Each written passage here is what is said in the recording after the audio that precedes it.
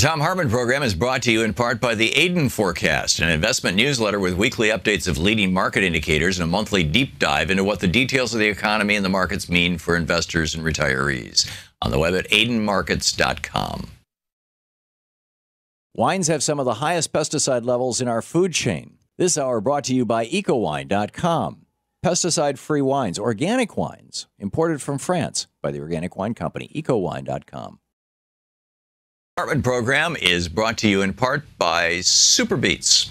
Super Beets are sourced from non-GMO beets, and they're packed with dietary nitrates, helping to produce nitric oxide for more energy, stamina, and support for healthy blood pressure levels naturally.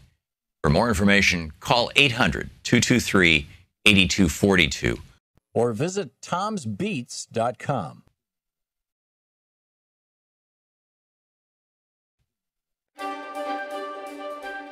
It's the Thom Hartmann University Book Club. Today we're reading From Democracy in Chains, The Deep History of the Radical Right's Stealth Plan for America. It really is a deep history. It's brilliant. This is from the introduction. As 1956 drew to a close, Colgate Whitehead Darden Jr., the president of the University of Virginia, feared for the future of his beloved state.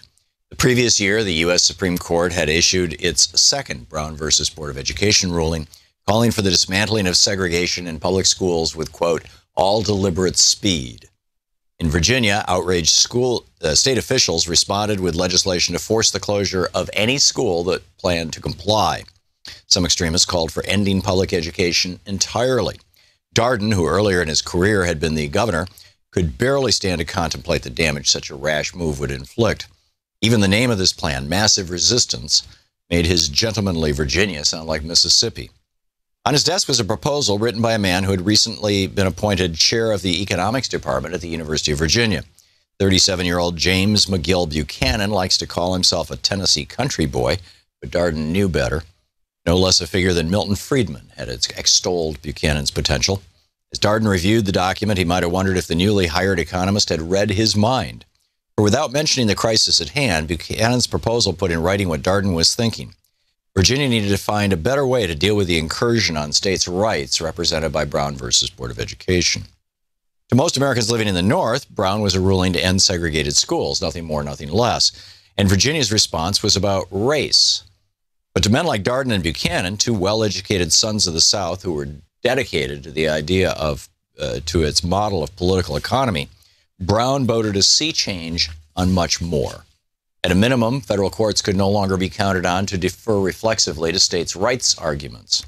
More concerning was the likelihood that the High Court would be more willing to intervene when presented with compelling evidence that a state action was in violation of the 14th Amendment's guarantee of equal protection under the law.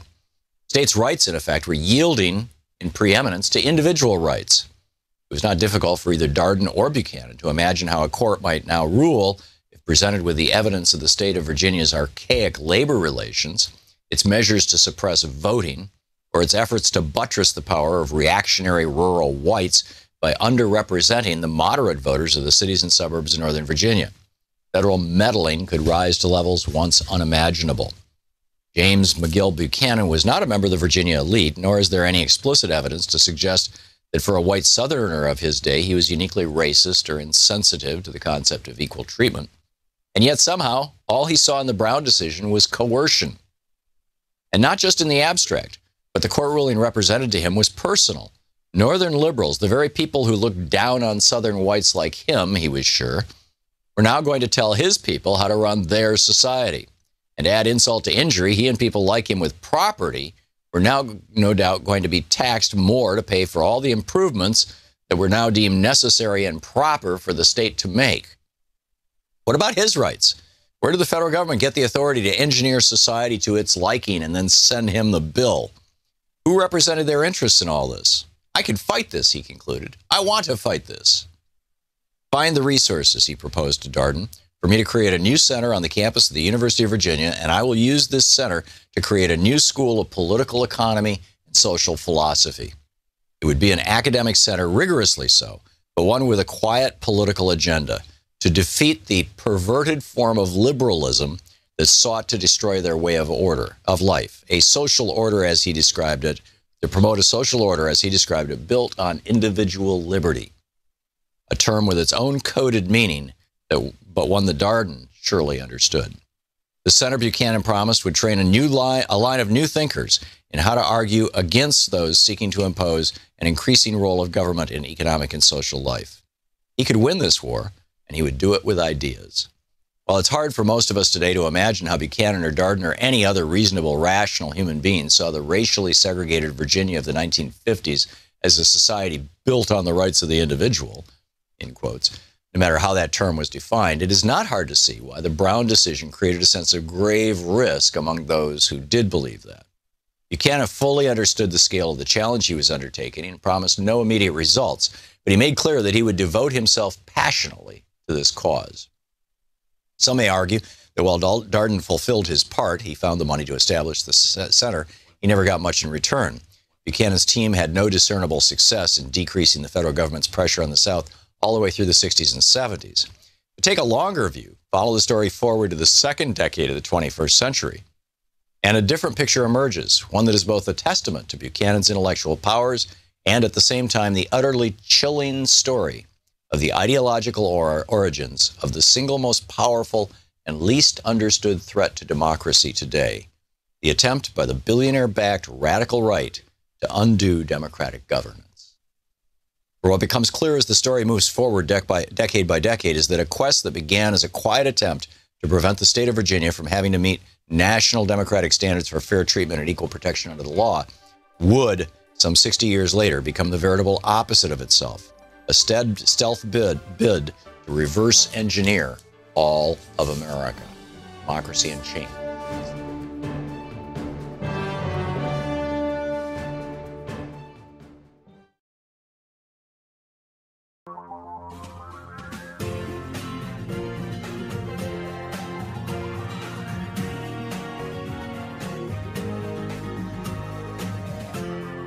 This is the Thom Hartmann Program. And greetings, my friends, patriots, lovers of democracy, truth, and justice, believers in peace, freedom, and the American way. Thom Hartmann here with you, and from our brand new studio in Portland, Oregon. And so just a quick caveat, the moving company from hell is who we hired, and not all of our stuff is here. So our set is not quite the way it's going to be shortly, and I'll be telling you more about the moving company from hell. In fact, it's going to be a great conversation, but I don't want to have it until after we get our stuff and I initiate my lawsuit against this company.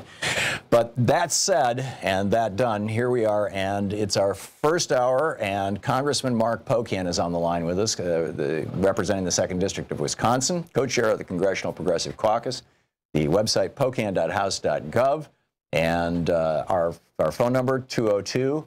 It's still the same phone number, even though we've moved. And we'll be doing the show from D.C. from time to time, too. I mean, you know, we're going. But anyhow, 202-808-9925. Congressman Pocan, can you hear me? I can, Tom. Oh, it's amazing. It's amazing. We have been, you know, the engineering on this thing is just amazing. We built this studio here in Portland from scratch over about 5 days, I think it's been, you know, Saturday through today, yeah. And, you know, the guys who did this work are just spectacular, and Dave Fulton in particular really, really helped, and Arthur, and I'm sorry, Arthur, your last name? Rosado. and Sean and Troy and Nate and everybody else is just incredible. But anyhow, Congressman, thanks so much for being with us today, and just let people know they can call for the next hour. You'll be taking calls. And so what's on your mind? What's happening in Washington, D.C. right now? Well, a lot's going to probably happen today and maybe today and tomorrow from what we're hearing. I mean, the president just did some executive orders to try to take apart the Affordable Care Act, and he, at least in the last, I think, half hour this has all happened, he started the process to make it so that he can disrupt the markets enough that we will have a collapse. And everything they've wanted to do, he's now trying to do an end run through executive orders, which I'm sure are going to be challenged. This is an old Republican game. I mean, closely. Also, we expect perhaps a certification of the Iranian nuclear deal to happen imminently, also, and lots of troubles with that. So really, just today and tomorrow, potentially, there's going to be a lot of activity, much less the normal week's worth of tweets. Threatening this morning to pull out of Puerto Rico because he's done such an amazing job down there, and everything else that we're following. Yeah, it's absolutely bizarre. This is an old Republican game. I remember this from the 1980s. In fact, I remember David Stockman talking about it after he left the White House and was being more contrite. And specifically, it is break government, then stand around and loudly scream, "Hey, it's broken! And we need to bring some of our for-profit friends in here to fix this, to replace this, to do this, whatever," and then privatize everything.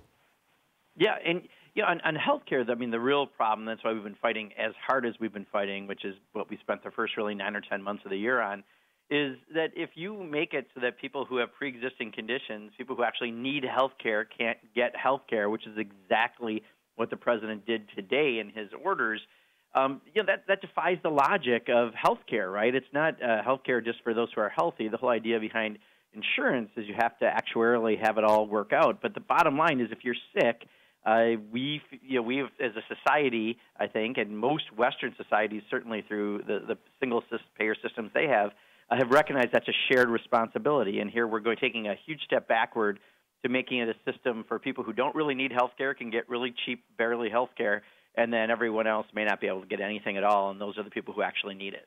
Yeah, it's amazing. So we've got a board full of calls. Whenever you want to go to them. If there's anything though that you wanted to, let people know about that they should be looking for, or that they, what's a call to action for the week? I'll tell you. I think watch between today and tomorrow. Like I said, we expect either later today or tomorrow also action on the Iranian deal to make sure they don't have a nuke. But we think, again, this is something that's going to be extremely disruptive. We're already putting a lot of attention and trying to make sure we don't have a World War III with North Korea. Now we're going to open up another problem in the world. This is the stuff I'm hearing the most at home. People are most concerned about. Just be ready for action. Follow, the groups like Indivisible and all the other groups that you're following, and get ready to have your voices magnified and be able to be heard. Yeah, makes perfect sense. So you want to pick up some phone calls here? Absolutely. Okay, let's go for it. And by the way, it's so great talking to you again, Congressman Pocan, and it's also great being back on the air. Anyhow, Steve in New York, in Fort Anne, New York. Hey, Steve, you're on the air with Congressman Pocan. Hi, Congressman Pocan. How are you today? I'm good, Steve. Thank you. How about you? Good. Listen, I was wondering, President Trump, I don't think he's a stable man, to be honest with you. And I'm wondering what your feelings are about it. Well, there's no question. I mean, watching this person, how he acts and how he responds to things. I mean, when he was going to challenge his Secretary of State to an IQ contest, I'm like, you know what? We don't need a contest. Anyone who goes to Puerto Rico and throws paper towels at people who just got hit by a hurricane, I don't need a Mensa test. You're not Mensa. I can pretty much guarantee. This is an unstable guy on multiple levels. So, interestingly, right now I know Earl Blumenauer from Oregon just stopped me on the floor yesterday, and he's got a bill around the 25th Amendment. And there's several bills around the 25th Amendment, whether or not he's able to be in office. But Earl's got a new bill that's going to specifically say that instead of the cabinet, which is appointed by the president, so if they were about to take an action, he could fire them, instead to maybe have an alternative group set up of maybe former presidents and vice presidents, people who've been in office. There's a lot of talk about this. So it's not just that people back home are saying this guy seems unstable, what's he doing? we say this in Congress pretty much daily, and we're trying to figure out how to address that instability. Joel in Long Beach, California. You're on the air with Congressman Pocan. Yeah, this is Joe. I just had a question. I know Trump just signed a synthetic repeal of ACA. I was wondering if we have standing, if we take this to court to challenge it. Yeah, Joel, so that just happened literally in the last, I think, 30 minutes. I could be wrong. Maybe it was in the last hour. But I am sure that somehow there'll be some suits on this, right, to try to slow down what he's doing. Because if he does create enough issues to crash the current ACA market, and then he can say, oh, he was right all along, and then he can, as we talked about, put this back into the hands of just the private market and make sure that a lot of people won't have health care, it's going to have devastating impact on a lot of people who need it. When I do town halls, probably the number 1 and 2 issues that come up are health care, people worried about losing the health care for their family, for their children, and then issues like North Korea, where it seems like the president is just about as unstable as their leader, and it's a battle of 2 unstable leaders, and people are worried about the ramifications. So, this is one where I think people are going to be very woke to, and groups are going to be looking at suits, and I would anticipate that will happen. Yeah.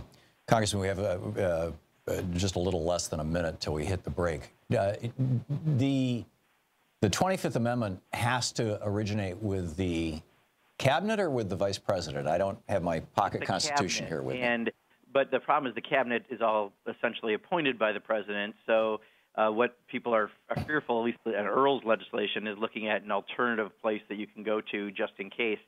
The problem is these are not like political points. These are real things we're trying to figure out how you deal with, because every time we watch this president be more and more appearingly unstable in his actions, we're trying to figure out how to make sure that we don't have dire consequences for the American people. So, this is just the most recent attempt by Earl, and other people also have legislation around the 25th Amendment. Yeah, remarkable stuff. Congressman Mark Pocan with us. It's our Middays with Mark, a day late, but we're here, and it's a great thing. We'll be back in just a minute with more of Congressman Mark Pocan. You can check out his website at pocan.house.gov, and you can tweet him at Rep, as in Representative, R-E-P, Mark Pocan. We'll be right back. This is the Thom Hartmann Program. Back with Congressman Mark Pocan answering your questions right after this.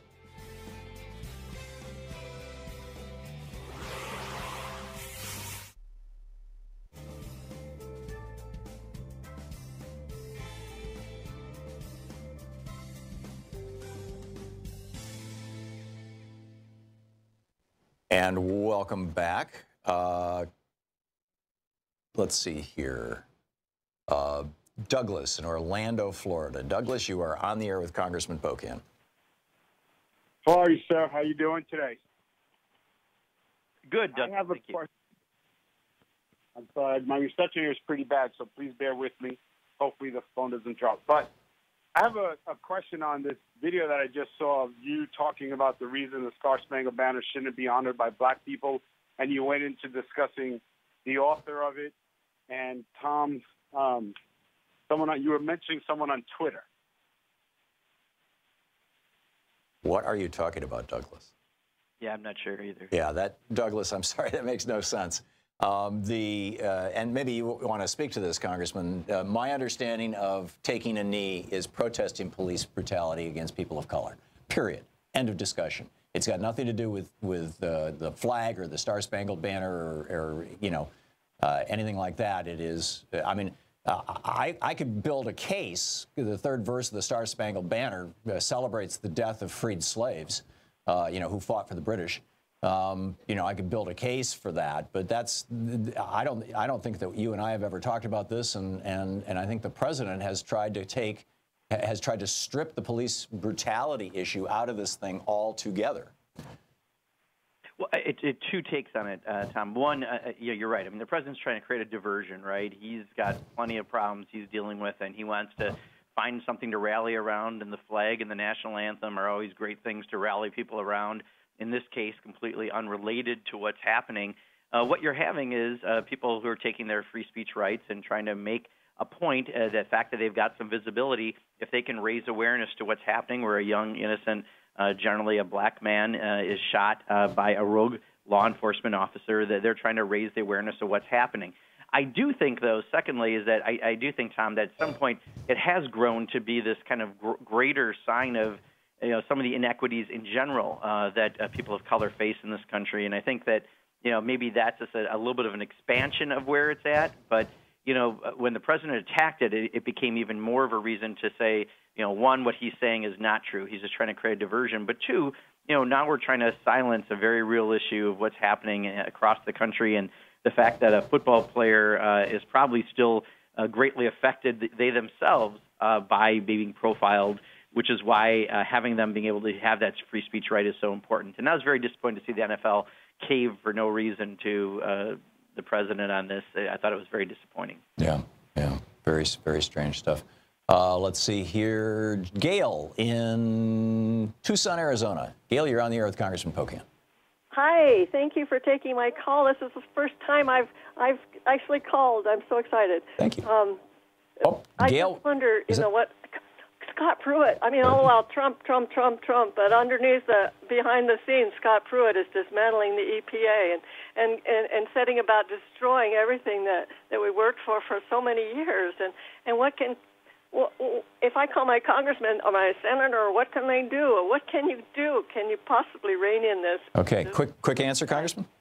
Yeah, I think I'm going to give a little broader one, Gail. I mean, in general, people have been calling in, and it's having tremendous effects. We're winning. The reason we've defeated healthcare up to this point is because so many people have called up and said, no, this is a bad plan, and they can't move it politically, even though they're doing it for the real reason is to lower taxes for the richest. So when it comes to Scott Pruitt, he wants to do devastating things to our environment.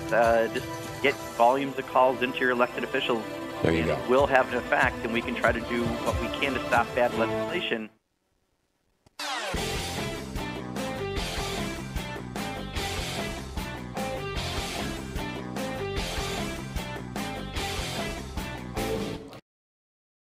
Hi there, I'm Marie with Free Speech TV. Your support, whether through giving donations, volunteering, or spreading the word about Free Speech TV, has made it possible for the only independent progressive news network to exist.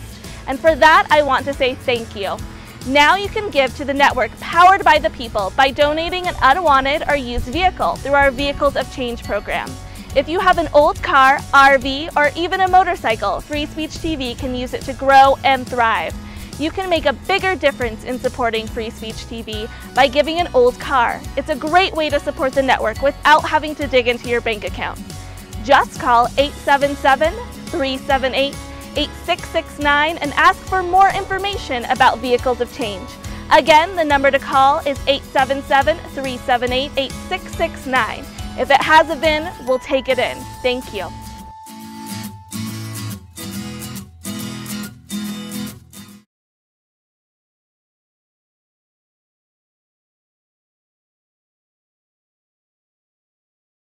Your calls in Midday with Mark here on the Thom Hartmann Program. Typically on a Wednesday. Today is Thursday. It's just as good. Let's see. So pick up our calls here. John in Los Angeles. You're on the air with Congressman Pocan. Yes, Congressman, one of the questions I have is that is it possible that Donald Trump could be a distraction? We're not concentrating on our next election to get the new Senate and Congress people set in place so we can keep Obamacare and we can veto anything that he tries to do. Is it possible that this could just be the buffoon they put in place in order to keep this circus going? So we will neglect all our duties in electing the next official, because there's no talk about the next people coming up in the Congress. So we need to take back over the Congress and the Senate as Democrats or independents. Yeah, let me add that what John is describing is sort of what happened in the year and a half prior to the last November's election, which is Trump was continuously getting coverage, most of it negative coverage, but it still helped him. So your thoughts, Congressman? Yeah, I think the concern is a valid one, that you want to make sure that that's not happening. The good news I can tell you is that the American people are, again, as you'd expect, way ahead of where elected officials in Washington and government is at on this, and people are just coming out of the woodwork getting ready to run for office. We've got literally hundreds of districts that have people announced, and it's not just a candidate. It's often 5 or 6 or 9 people running in a primary to try to challenge an incumbent Republican in the House or the Senate. So it is happening. People are really active doing races. This happens to be a week where we had about 100 of these folks out here, and I met a bunch the last several days. They are energized. So no one's not keeping their eye on the ball as far as we have to win in 2018 to really put a real goalie in place.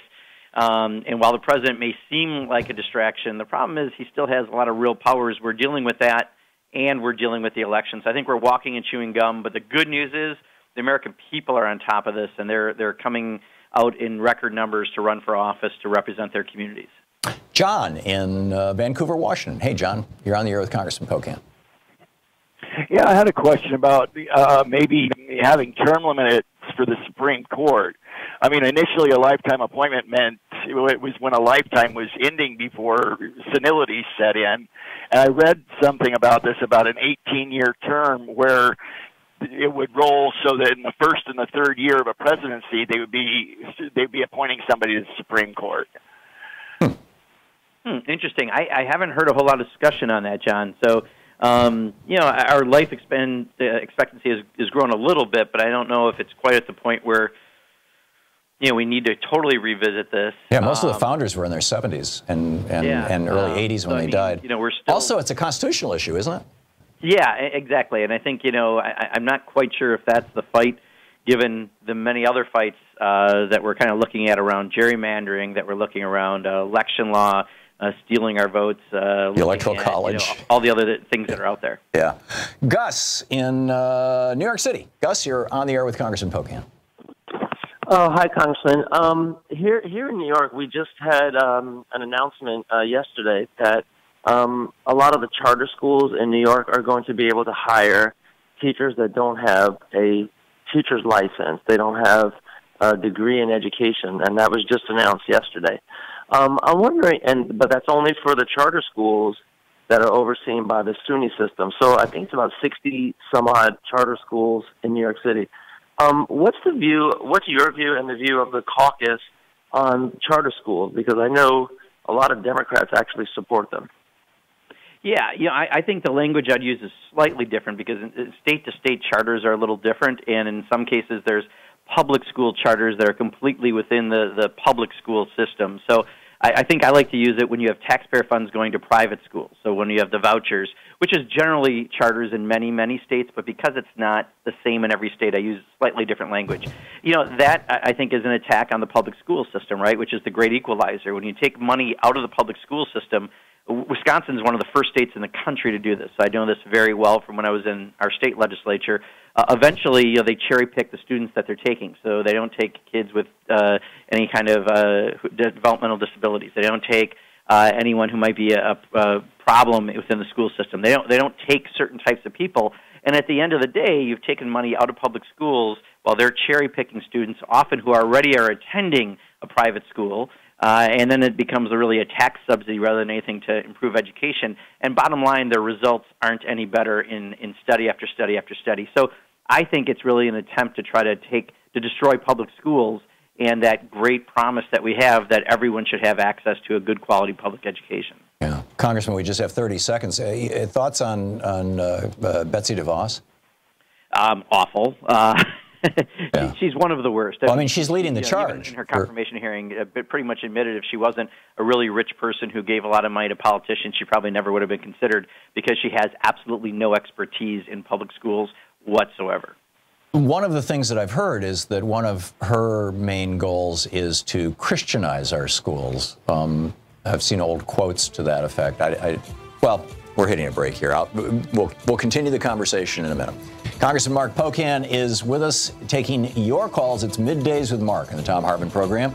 We're coming up on 28 minutes past the hour. We'll be picking up more of your calls right after this. You can reach Congressman Pocan. His website is pocan.house.gov, G-O-V, and his Twitter handle is Rep Mark Pocan.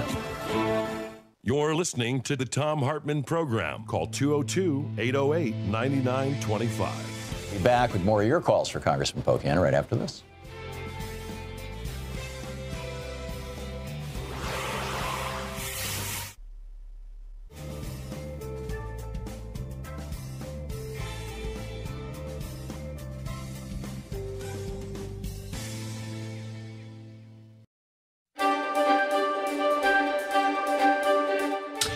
The Thom Hartmann University Book Club, we're reading from Walking Your Blues Away, How to Heal the Mind and Create Emotional Well-Being from Chapter 1, How Trauma Sticks and the Mechanism of PTSD. One of the enduring mysteries in the field of psychology is why the same event produces such different memories and responses in different people. As the New York Times reported in a July 1st, 2004 article, 1 out of every 6 soldiers coming home from the war in Iraq is showing signs of emotional difficulties, particularly post-traumatic stress disorder. Citing a report in the New England Journal of Medicine, the writer noted the researchers surveyed more than 6,000 soldiers in the month before and after service in Iraq and Afghanistan. Almost 17% of those who fought in Iraq reported symptoms of major depression, severe anxiety, or post-traumatic stress disorder, compared with 11% of the troops who served in Afghanistan. In World War II, post-war depression and anxiety was called battle fatigue.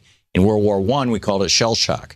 The question isn't so much why it happens. We know GIs in war do and see horrific things. The question that perplexes us is why post-war anxiety and depression haunts some veterans and not others. Of course, some vets see harder combat than others, but even that doesn't account for the statistics. There are still huge variations among individual soldiers in how they respond to the same event. The same is true in the civilian world. Some people develop PTSD and others don't, facing the exact same circumstances. In order to understand why some people are still shocked months and even years after a traumatic event, it's necessary to first understand how the brain and mind processes trauma. The brain is a complex collection of deeply interconnected parts and processes. I'm vastly oversimplifying here for the purpose of description. In light of those caveats, here's a possible scenario that's not inconsistent with much of what's known about brain function. There's a part of the limbic brain, or visceral brain, called the hippocampus that's believed to function as a one-day scratch pad for memory. Everything you experience throughout the day is stored in the hippocampus. In order for the impressions of the experience to become a long-term memory, they must pass through the hippocampus into the rest of the brain. People with a damaged hippocampus remember past events but have extreme difficulty learning new things. Although the rest of the brain is able to integrate recent information from the hippocampus in relation to stored memories, in order to understand that one thing happened a week ago and another thing happened a month ago. Although the rest of the brain is able to integrate, the hippocampus knows only one time, today. During the night as we sleep, the hippocampus dumps its information from the day into the rest of the brain for processing, sorting, storing, and disposing of irrelevant information. As the brain is processing the details of the day from the hippocampus, we experience what we call dreaming. Many sleep researchers are convinced that when we experience REM sleep, most of the events, including the traumas of our daily life, are processed. The processing of information management completed. When we wake up in the morning, the hippocampus is once again empty and ready to record another day. The problem emerges when the hippocampus is carrying information that's too much or too hot for the larger brain/mind to handle. When a recent memory is too strong to be easily and unremarkably processed, it presents in our dream world as a nightmare. If that still doesn't download the information from the hippocampus, then the trauma either becomes buried in the subconscious, a process Freud referred to as repression, or it gets thrown back into the hippocampus the next morning. It's as if the brain says, whoa, that's too much for me to process in one evening. Please hang on to it for another day. When the person wakes up in the morning, the information's still there in the hippocampus, still remembered and known and felt as if it happened that same very day. The conjecture that the hippocampus knows little about the more distant past accounts for the unique feature of true PTSD, that the person feels every day as if the past event happened today, or at least in the very recent past. The trauma is always front, center, new, fresh, and raw. The consequences can be psychologically and emotionally devastating. Every day is affected by a past event. The traumatic event never passes from now until then, and is never processed and filed away in the memory banks, where it loses the power to cause pain and problems on a daily basis. The impact of this on the mind and the emotions is staggering. Brain scans even demonstrate that before a PTSD event has been processed, the amygdala, a part of the brain responsible for strong emotional states, such as those involved with survival or the perception of a threat to survival, and the hippocampus are not functioning normally. The brain scan makes it possible to, in a way, see the effect of the stuck memory. After processing the memory, these parts of the brain usually return to normal functioning. One of the key concepts of many schools of psychology is that human beings are most functional when every part of the mind has access to all other parts. In particular, this functionality is a matter of having full access to positive resources, such as memories of times when we were successful in our undertakings and the good feelings we associate with those accomplishments. Working from this level of functionality, then, when we take on a new task, for example, we first remember times in the past when we attempted something similar and accomplished our goals. This functionality can be accessed in all endeavors, from embarking on a new love relationship to making your first public speaking engagement. Memories of past accomplishments and capabilities are stored in parts of the brain far from the amygdala and the hippocampus. The amygdala and hippocampus, part of our brain's most primary and primitive structures, lie deep in the brain. Thus, having a negative memory stuck deep in the hippocampus blocks the pain and fear associated with that memory from reaching and associating with positive memories and resource states, which are housed in more distant parts of the brain. So in other words, if we don't get these traumatic memories out of the hippocampus, then everything coming in gets filtered through that and blocked having access to resource states that can help and heal us. So the rest of the book is how to get that stuff out of the hippocampus. The book is Walking Your Blues Away.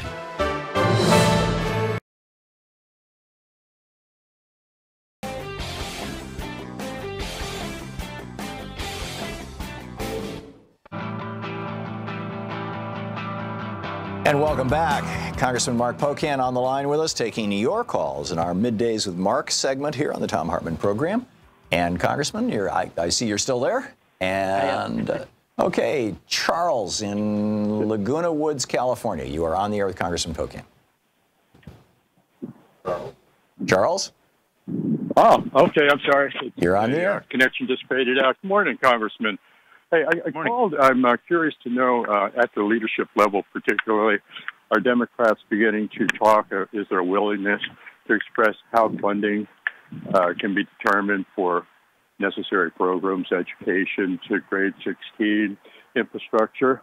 I mean, the reality of that funding is a readiness to express a willingness to tax the billionaire class of real and corporate persons. Do you sense that kind of conversation going on? Well, yes. Charles, I think part of the conversation, infrastructure, already I think the Democrats have put $1 trillion plan out in our budgets that we just put out there. The Progressive Caucus has a $2 trillion investment. We even go a little broader and really trying to address the real backlog we have in this country. So we are seeing Democrats talk like that. And also, we are seeing Democrats talk about the devastating budget cuts that Donald Trump and the Republicans put out there, what that means to programs, from food assistance for poor and hungry kids to funding for education, research, et cetera. So I'm seeing those conversations absolutely happen, and I think more importantly, we're seeing the American people have those conversations. When the president talks about cutting Meals on Wheels that provides meals to seniors who are living in their homes and maybe not able to get out too often, that's something that people just don't agree with. So we're seeing, I think, an elevated conversation about what the responsibility of government is, which requires money, and that's part of, I think, what's going to move us forward looking at the elections in 2018. Ed in Saginaw, Michigan. You're on the air with Congressman Pocan. Yeah, this is Ed Boyke. Up here in Saginaw, we got a sign. I belong to American Legion. We got a sign on front that no FNL games will be showing here until they start respecting the vets. And another thing is, how come nothing's brought up about all the spying we did on them other countries? It's always Russia. Okay. Yeah, so Ed, I think, to the first point, we've had a lot of concerns over, we say we support the military and we talk about, the issue of a knee and what it means to support the people who serve this country, and yet we don't honorably support them. When you look at people who are serving in the country who are still living below poverty, people who are veterans who need to make sure that we keep up to our promise in health care and other things, and so often the Republicans aren't funding that like they are funding the military contractors. So I appreciate where you're coming from and your concern, and raise that with elected officials. Don't let them have just lip service that they support the military or veterans. Make them show it in their budgets, because that's where it really matters. And, secondly, obviously there's things that our country has done as well. The bottom line right now is I think we have to make sure that no one's interfering with our elections. That's our obligation as a country and as elected officials. And that's what we've been doing, whether it be Russia or anyone else that would try to come in and attack our systems. We have to protect that as something that I would argue should belong in our critical infrastructure definition, like we have the financial systems and the electric grid. So hopefully we can provide more security so that it doesn't matter who it is, no one's interfering with elections. Michael in Chicago, you're on the air with Congressman Pocan. Oh, Congressman, I'm Michael from Chicago. I believe that it's very important. That we tell the public about 17-year-old kids voting in primaries in the United States. A lot of people in the United States don't know that in 16 states and in Washington, D.C., they allow kids that are 17-year-olds to vote in primaries if they make their 18th birthday by the November 18 election. Now, in Illinois, the primary is coming up March 20th, real quickly. And if young people, if they want to vote in the primaries, they have to register to vote 1 or 2 months before the primary. Now, isn't it a good idea to publicize this? And what about your state? Does your state have 17-year-old kids voting? Yeah, Michael, thank you. I think you just did help publicize it. And for those people who live in the states, I think the trickiness, though, is in Illinois, it's a month or two, whatever the deadline is, you have to qualify. In Wisconsin, we have same-day registration, but I don't believe we have 17-year-old voting, but we have same-day registration. I would argue we need to look at all fronts when it comes to voting. Same-day registration is a great system, and even Scott Walker, who's one of, I think, the governors the most willing to take away voting rights in the country, couldn't go after it because his own son registered on the day of an election and was able to vote, so he couldn't be that much of a hypocrite. The more we can get out those ideas about how to make it so that everyone can get to vote, we don't care how they vote ultimately. I mean, obviously I do care, but the bottom line is we have to make sure that everyone has that right to get out there and vote, and there's a lot of things that we're trying to tackle to get to that side. But thank you for raising the issue. For those people who are in those jurisdictions, it's important to get that message out. Dave in Evansville, Wisconsin, you're on the air with Congressman Pocan. Hey, can you hear me okay? Yeah. Can. All right. Hi, Mark. This is Dave Sandoval in Evansville. I wanted to talk to you about Facebook. I'm really concerned about this situation because we have had laws for many generations about media companies not selling advertising to foreign people or entities during an election? And how did Facebook think that they were going to get away with that? Yeah, so Dave, first of all, you're from my district, so thank you for calling. Evansville's in the part of Rock County that I have, Tom. The other part, Paul Ryan has, and that's a story for another day. But Dave, I think one of the things, if I understand the Facebook story right, is they're just saying that the entities that bought it later they're tracing back. I don't think when you put an ad on Facebook, they're determining if you are an outside entity, and that's maybe one of the issues that's come up out of this. Do they have to have some kind of screening different to make sure of that? That's not happening.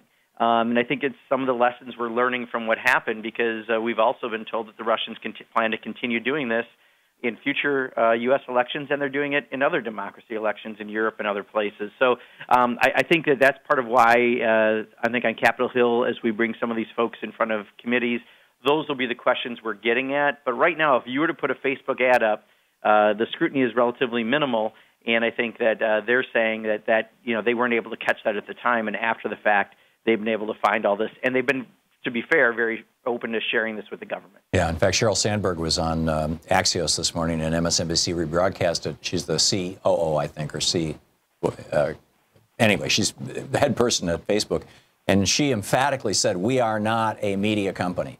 We are, we're a data platform or whatever the word was. And I think that was, I think they're trying desperately not to be regulated like a media company. But anyhow. Yeah, I think that's where some of the questions will come out of the hearings. About, a lot of this is new, right? Yeah, absolutely. John, in Jeffersonville, Ohio, you're on the air with Congressman Pocan. Yes. Hi, gentlemen. My concern is that there's a lot of crazy going on in the White House, and there's a lot of these people that are talking about, and they're concerned about his instability. And my question is, behind the scenes, when you're talking in the cloakroom, are other Republicans starting to get concerned about this?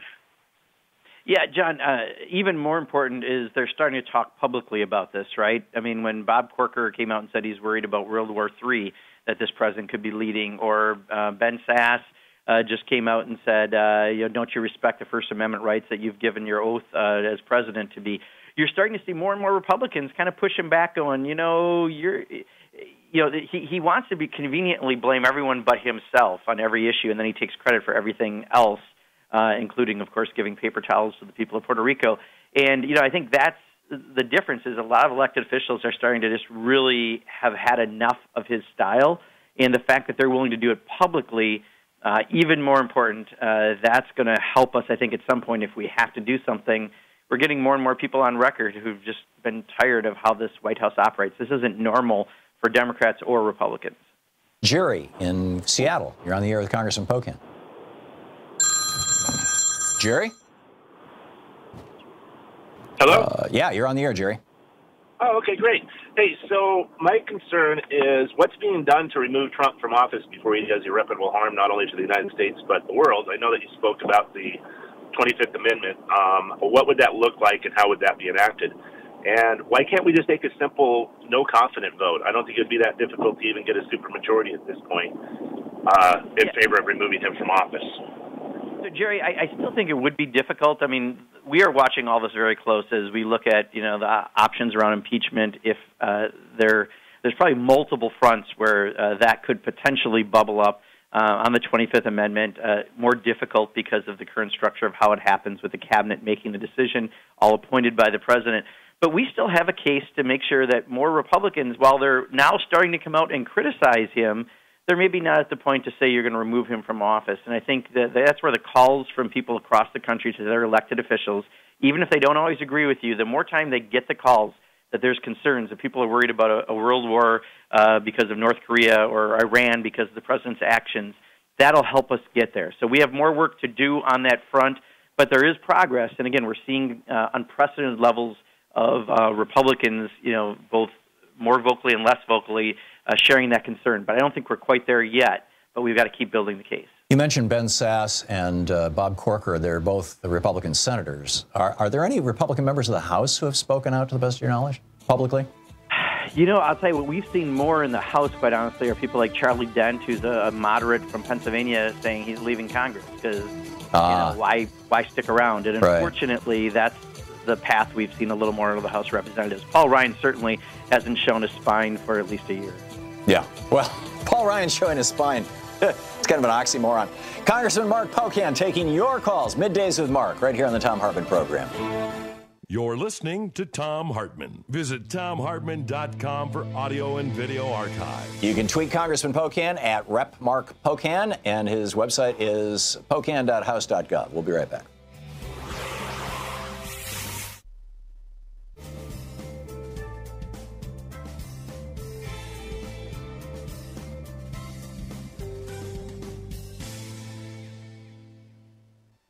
And welcome back. Dave, watching Free Speech TV in Greenfield, California. You're on the air with Congressman Pocan. Yeah, hi, Congressman. I was wondering if you could tell us about the health care program that provided health care for 9 million children that wasn't reauthorized by Congress, and what could be done to help save that health care. Yeah, great question, Dave. So September 30th is the deadline for a number of programs. One being the CHIP program, which helps, as you said, about 9 million children across the country. Another being funding for community health centers, which, again, helps people who maybe don't have health insurance or can't afford to go to a doctor. Also, the Perkins Loans program, which is something I've been working very actively on. I think we have 230 or 40 House members as sponsors, and yet we can't get a vote. So that's another program that expired technically on September 30th. Now, there's probably a little bit of time we have to work on these things before there's actually huge problems. For example, on Perkins Loans, December is really our drop-dead time. So we're continuing to do everything we can to get those things done. It's just, this is a Congress that can't function. We're leaving a day early because they don't even know what to vote on this week because they can't control their own members. What will probably wind up happening is some of this stuff will be thrown into some kind of package bill in the end because the Tea Party can't screw it up because of the stupid rules that the House Republicans follow. So we're watching all of those. Right now it's not a crisis yet, even though technically they've expired on September 30th. But every day we don't act, we are getting closer to a crisis point, and all of a sudden they may try to slip things that gut some of the provisions of these in the end, and we have to be very vigilant to watch for that. Right. And correct me if I'm wrong, A, this is a program that Hillary Clinton championed or maybe even helped create, which might have something to do with Trump's animosity. And B, the states that are going to get hit the hardest or are going to run out of money earliest tend to be the blue states that have been, generous is not quite the right word, but that have been doing outreach to get people into the CHIP program. Am I right on that? I believe so, especially on the second part. I can't address the first part.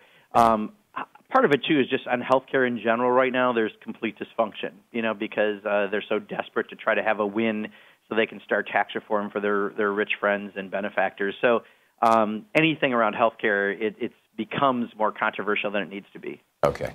And Phyllis, we got a minute to the break. Phyllis, quick question for Congressman Pocan. Is there any hope of getting rid of the Electoral College?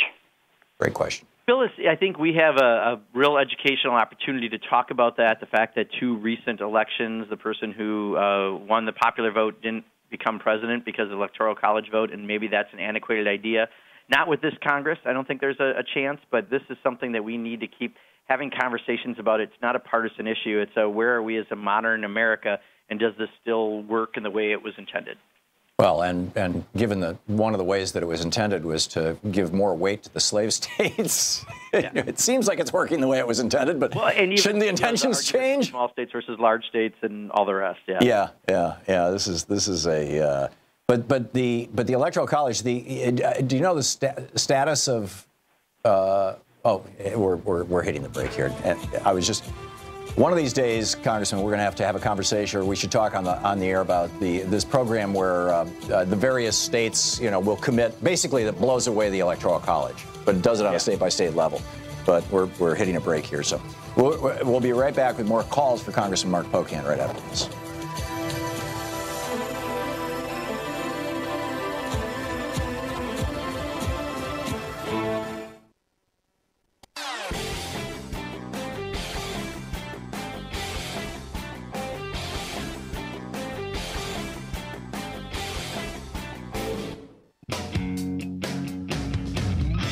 Welcome back. It's Middays with Mark on the Thom Hartmann Program. Congressman Mark Pocan of Wisconsin taking your calls, the co-chair of the Congressional Progressive Caucus. And Mark in Chicago, you're on the air with Congressman Pocan. Mark in Chicago. Hi, good morning. Hi, Tom, Congressman. Hey. I just have a really simple yes or no question for you. I think you're fantastic, progressive, you speak I think to all communities, all demographics around the country, and your values just resonate with, all regions of America. And so my question is, are you considering running for president in 2020? Mark, it's very flattering. No, will be the answer. We're doing a lot of movement building in Washington right now around building power for progressives. Tom, I just got, I think, 3 or 4 new members for the Progressive Caucus in the last couple of weeks. That's great. More people are coming to our way. We got 108 votes on the floor of Congress, a dozen more than we've ever gotten previously on our version of the budget, which has got a lot of really great ideas in there. I've got a lot of work to do on that front, and then, when we have candidates, we're going to make sure they run progressive races. But thank you for your question, Mark, but lots of work to do we can do outside of that. Dave in Racine, Wisconsin. You're on the air with Congressman Pocan. Hello. Hello. Hello. You're on the air. Yeah. I've got a question on the shootings in Las Vegas. Who gets to pay all the hospital bills for the 550 people or 60 people that were shot there, and as long as the Republicans don't want to have anyone pay for their birth control, or they don't want to pay for that, whose insurance or who pays for the you mean the health control? Shot. Healthcare, yeah. In Las Vegas. Yeah, Dave, I think what you're doing is making a great point, which is, the reason you would want to have a system that takes care of people in a country, is for healthcare especially, is because it's a shared something that we can all experience at some point in our life, and you can't just have policies that would decide you might get shot when you go to Las Vegas, right? And that's part of the hypocrisy of what the Republicans are doing right now. So I'm assuming right now the insurance companies and those who don't have it, the hospitals are going to be picking up the tab on all this. But the bottom line is, why don't we just have health care for everyone? Why don't we have a Medicare for all system? If we had that, all of these conversations would quite honestly be non-starters. Yeah. I saw an article over the weekend, I believe it was, specifically about this, that profiled several of the people who are in the hospital right now who are racking up six-figure hospital bills, or what will be by the time they're done. And the hospital is going to go after them. I mean, some have insurance, some don't. I mean, this is going to be a tough thing for these folks. It's going to be really. And the hospital will probably wind up absorbing a lot of the bills. In many cases, yeah, because it's going to bankrupt people. Towels. I mean, this is going to bankrupt that's people. The new currency for this administration. Yeah, and it's going to bankrupt people. This is just crazy. Jim in Minneapolis, you're on the air with Congressman Pocan. Yes. Good morning. Leslie Stahl on 60 Minutes on Sunday interviewed Brad Pascal, who was the digital director for Trump's campaign, and he talked about how they were using social media, and in particular Facebook, to target and reach voters on the issues most important to them. In fact, they were sending out at one time 50 to 60 targeted ads, individualized ads, to potential voters. What is the Democratic Party doing now to use similar technology to reach voters? Yeah, I don't know if I can give you, Jim, a perfect answer on the DNC, because the DNC is a separate entity. I know that among many Democrats who run for Congress, we also use Facebook ads because, quite honestly, they're very effective at targeting people who have specific interests that might, appeal to a certain candidate. But we're also using it around certain issues and trying to create some awareness and build support for that. So I can't speak specifically to your question to the DNC just because I don't know their day-to-day operations, but Democrats in general also use this as a tool. Yeah. Okay. Oh, hang on just a second here. There we go. Ron in Rapid City, South Dakota. You are on the air with Congressman Pocan. Congressman, just a couple of questions for you. The first one is a suggestion. I pay a lot of taxes every year, and I wonder if it would be possible to sponsor a bill where the Internal Revenue Service, when they send out your tax forms or when you file your tax forms, is required to send a form with that asks you how your money should be spent. Now, well, there's a flip side of that, Ron. If I may, Ron, great. If I can point this out, Michael Moore has this in his movie Who to Conquer Next, or Who to Invade Next, I guess is the title. And that is that I think it was Finland or Sweden or Switzerland, whatever country it was, when you get your tax bill at the end of the year, it literally breaks out where all that money went. You know, your $1,312 that you're paying in taxes this year, $600 of it is going to the military, $300 of it is going to educate, and blah-de-blah. Could we do something like that? Yeah, and I think that, Tom, would be perhaps the better suggestion, because I do worry a little bit about unknown programs that do really great work people wouldn't know about, because there's so many federal programs. But once you break it out and people see, for example, foreign assistance is less than 1% of the budget, and people think it's a much higher percent, you can really help show how much we spend on military and maybe how little we spend on human needs, especially in the country. Yeah, yeah. We have 1 minute left. And let's get a real quick question in here. And Ike in Charleston, South Carolina. Ike, very quick question, please. Yeah, there's so many things, and I'm so mad. I know I can't cuss, but there's so many things I'd like to talk about. But I gotta put this out on the air. Would you people, everybody, you, sir, and anybody that's listening, would you please rush water filtration apparatuses like Brita and Pure and Life Straw that you can airdrop and distribute easily to the people in Puerto Rico? Okay, Ike, thank you for the call. Congressman? Still knowing there's a lot to be done in Puerto Rico, even though the president's saying he wants to start bringing FEMA back soon, which is crazy, and I don't know why he put that out this morning. About a third of the people in Puerto Rico still don't have clean drinking water, but 90% still don't have electricity. There's a lot of work that has to happen. I do think now more goods are coming in, but of course the Jones Act repeal is over, which people think could have some ramifications, and there's some other issues that we just have to do to get the goods there. Part of it is in more remote areas, it's been a little tougher to get things. Okay, we got to wrap it up. We can't pull out. Congressman, thanks so much for being with us. Absolutely. Thank you, Tom. Great talking with you. We'll be back. You're listening to Thom Hartmann.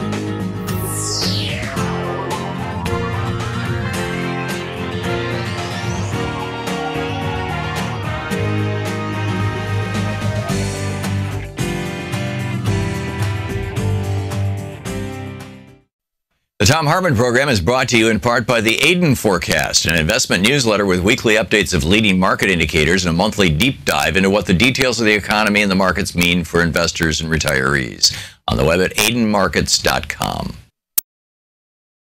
Wines have some of the highest pesticide levels in our food chain. This hour brought to you by ecowine.com.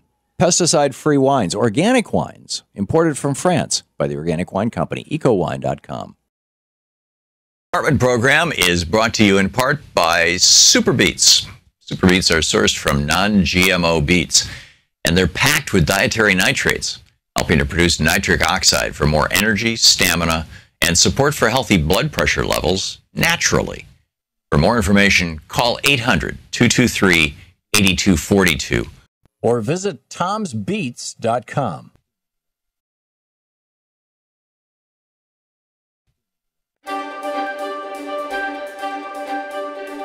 Today on the Thom Hartmann University Book Club, we're reading from Barbara Honegger's book, October Surprise. The October Surprise the book is about was the 1980 Reagan campaign led by Bill Casey, who Reagan later made the head of the CIA, but he was Reagan's campaign director in 1980, about their actions with the Iranian government, cutting a deal where if the Iranians would hold the hostages throughout the election of 1980 to make Jimmy Carter look bad and weak, then if they won the election, they would sell weapons to Iran, which, of course, is a deal that they kept. We know of this as the Iran-Contra scandal. So I'm reading from the very last chapter. It's the epilogue, and it's titled A Kinder, Gentler Nation. President Reagan signed intelligence authorizations in 1984 and 1985, which were considered licenses to kill, according to top government officials. As we have seen, Oliver North and Amiram Nir's U.S.-Israeli covert operations were authorized by a still secret accord, never revealed to congressional intelligence committees as required by law, which may have also authorized political assassinations in the name of counterterrorism. We have seen that Vice President George Bush, this is the elder, met with Amiram Nir in Israel in late 1986, when he could have signed the accord with Israeli Prime Minister Shimon Peres, for whom Nir worked. Author Seymour Hersh has charged Oliver North with being President Reagan's assassination planner. We've reviewed reports that North boasted that anyone who leaked or threatened to reveal the administration's secret Iran initiative would be killed, and that some of the North Secord Hakim team were reportedly involved in political assassinations under the umbrella of counterterrorism. Given this context, it's instructive to note what has happened to many of the individuals who were reportedly involved in or knew about the secret negotiations between Iran and the 1980 Reagan-Bush campaign, and or about secret U.S. arms deliveries to the Khomeini regime in the early 1980s. So then she goes through the list of people. Dead: William Casey, CIA director, who reportedly attended meetings in Paris, France on October 19 and 20, 1980 with Iranian officials and agents of French intelligence to arrange an arms for hostages delay deal with Iran. The morning of Casey's first scheduled under oath testimony before the Senate Intelligence Committee on the secret Iran initiative, he was struck by seizures in his CIA headquarters in Langley, Virginia, and underwent speech incapacitating left brain surgery shortly thereafter. Had he lived to testify, according to a lifelong friend and counsel, Milton Gould, Casey would have told, quote, the entire truth, end quote. He died on May 6, 1987. Dead.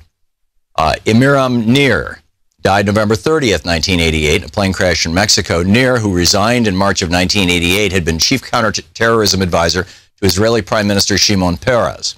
He was Oliver North's Israeli counterpart in the Near North covert operations covered by a still-secret accord reportedly signed by Peres and President Reagan, or according to some U.S. government sources, by someone at a lower level, easily Vice President George Bush, during his late 1986 meeting with Nir in Jerusalem, when Nir briefed Bush on the Iran arms initiative. Informed sources suspect sabotage of Nir's plane when Oliver North sought to introduce the secret U.S.-Israel accord as part of the defense in his trial on conspiracy charges. The Reagan-Bush administration refused to produce the document, and the conspiracy charge was dropped. Nir died 2 months before the start of Oliver North's trial. The truth of the final entry in Michael Ledine's book, Perilous Statecraft, may have something to do with his timely death. Quote, insofar as anyone may have had something dramatically new to add to our knowledge of Iran-Contra, it is likely to be Amiram Nir. Dead. Cyrus Hashemi died in London on July 21st, 1986, 2 days after being diagnosed as having a rare, virulent form of fast-acting cancer. Died 2 days after his diagnosis. According to Iranian-American arms dealer Hoshag Lavi, with whom he worked on a major Iran arms-related sting operation in the 1985 and early 86, Hashemi was assassinated by U.S. government agents. According to self-proclaimed CIA pilot Richard Brennicky, Hashemi had been a participant in the October 20, 1980 Paris meeting with 1980 Reagan-Bush campaign manager Bill Casey, Iran arms dealer Hoshag Lavi, Iranian officials, and agents of French intelligence to work out the original arms for hostage delay deal with Iran. Before his death, Hashemi was reported to have said that his 1981-82 U.S. arms sales to Iran had been necessary to obtain the release of the 52 U.S. hostages, released moments after Reagan's inauguration in 1981, and had been approved by the CIA, which Casey headed. Hashemi was also the instigator of the arms for hostages proposal, which resulted in the August 1985 TOW missile shipment to Iran. Dead. The Ayatollah Mohammad Beheshti, who reportedly sent a personal representative, according to one source, Jalal al-Din Farsi, to the pre-election Paris meeting of October 19, 1980, with 1980 Reagan-Bush campaign manager Bill Casey, and according to some reports, also with George Herbert Walker Bush. Beheshti died in a bomb explosion at Islamic Republican Party headquarters in Iran on June 28, 1981. Dead. William Buckley, CIA station chief in Beirut. And it continues. It's October Surprise by Barbara Honegger.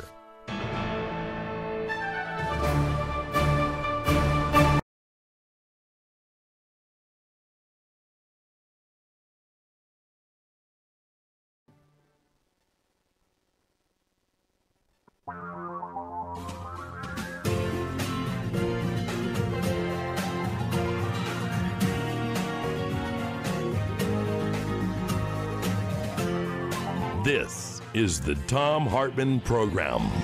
And welcome back. Thom Hartmann here with you. And on the line with us is Richard Wolff, professor of, hang on just a second here, Richard. I lost my one sheet. I should have this memorized by now. Economist, co-founder of Democracy at Work, author most recently of Capitalism's Crisis Deepens, Essays on the Global Economic Meltdown. DemocracyAtWork.info is the website. Also rdwolf with 2fs.com. And Democracy at WRK is the Twitter handle. Professor Wolff, welcome back to the program. Thank you, Tom. I'm glad to be here. It's great to have you with us. So, boy, there are so many economic issues going on right now. To start out with stock buybacks, I've been talking for some time about how, in particular, the last time that we let companies bring hundreds of billions or tens of billions or whatever it was of offshore stashed no-tax money back to the United States at a low tax rate, almost all that money was used for stock buybacks. And people don't understand what that means, or why executives would do that, why companies would do that, what are the consequences to the stock market, and what does that do to our economy? Well, it's a mouthful, but I think the nub of the issue is this. companies get certain kinds of benefits if their stock price is rising in the stock market. And the way capitalism works, the board of directors, let me pick a corporation out of the hat, General Motors, but what I'm saying applies to them in general. You got a board of directors of 15 or so people, and one of their extraordinary powers in a capitalist corporation is to decide what to do with the profits. They may have 100,000 or 200,000 workers, as GM has, and they all contribute in some way to produce the product that generates the profits. But all those profits are gathered together, and the decision as to what to do with them is made by the board of directors, this very small outfit, this 15 people. And they are completely free. For example, they can decide to use those profits, part or all of them, to hire more people, to expand production. And that, of course, would be good news for people with jobs, communities where these jobs are going to be created, et cetera, et cetera. But they are equally free to do anything else they might like with those profits. And here's what they've done that you point to and that others have pointed to.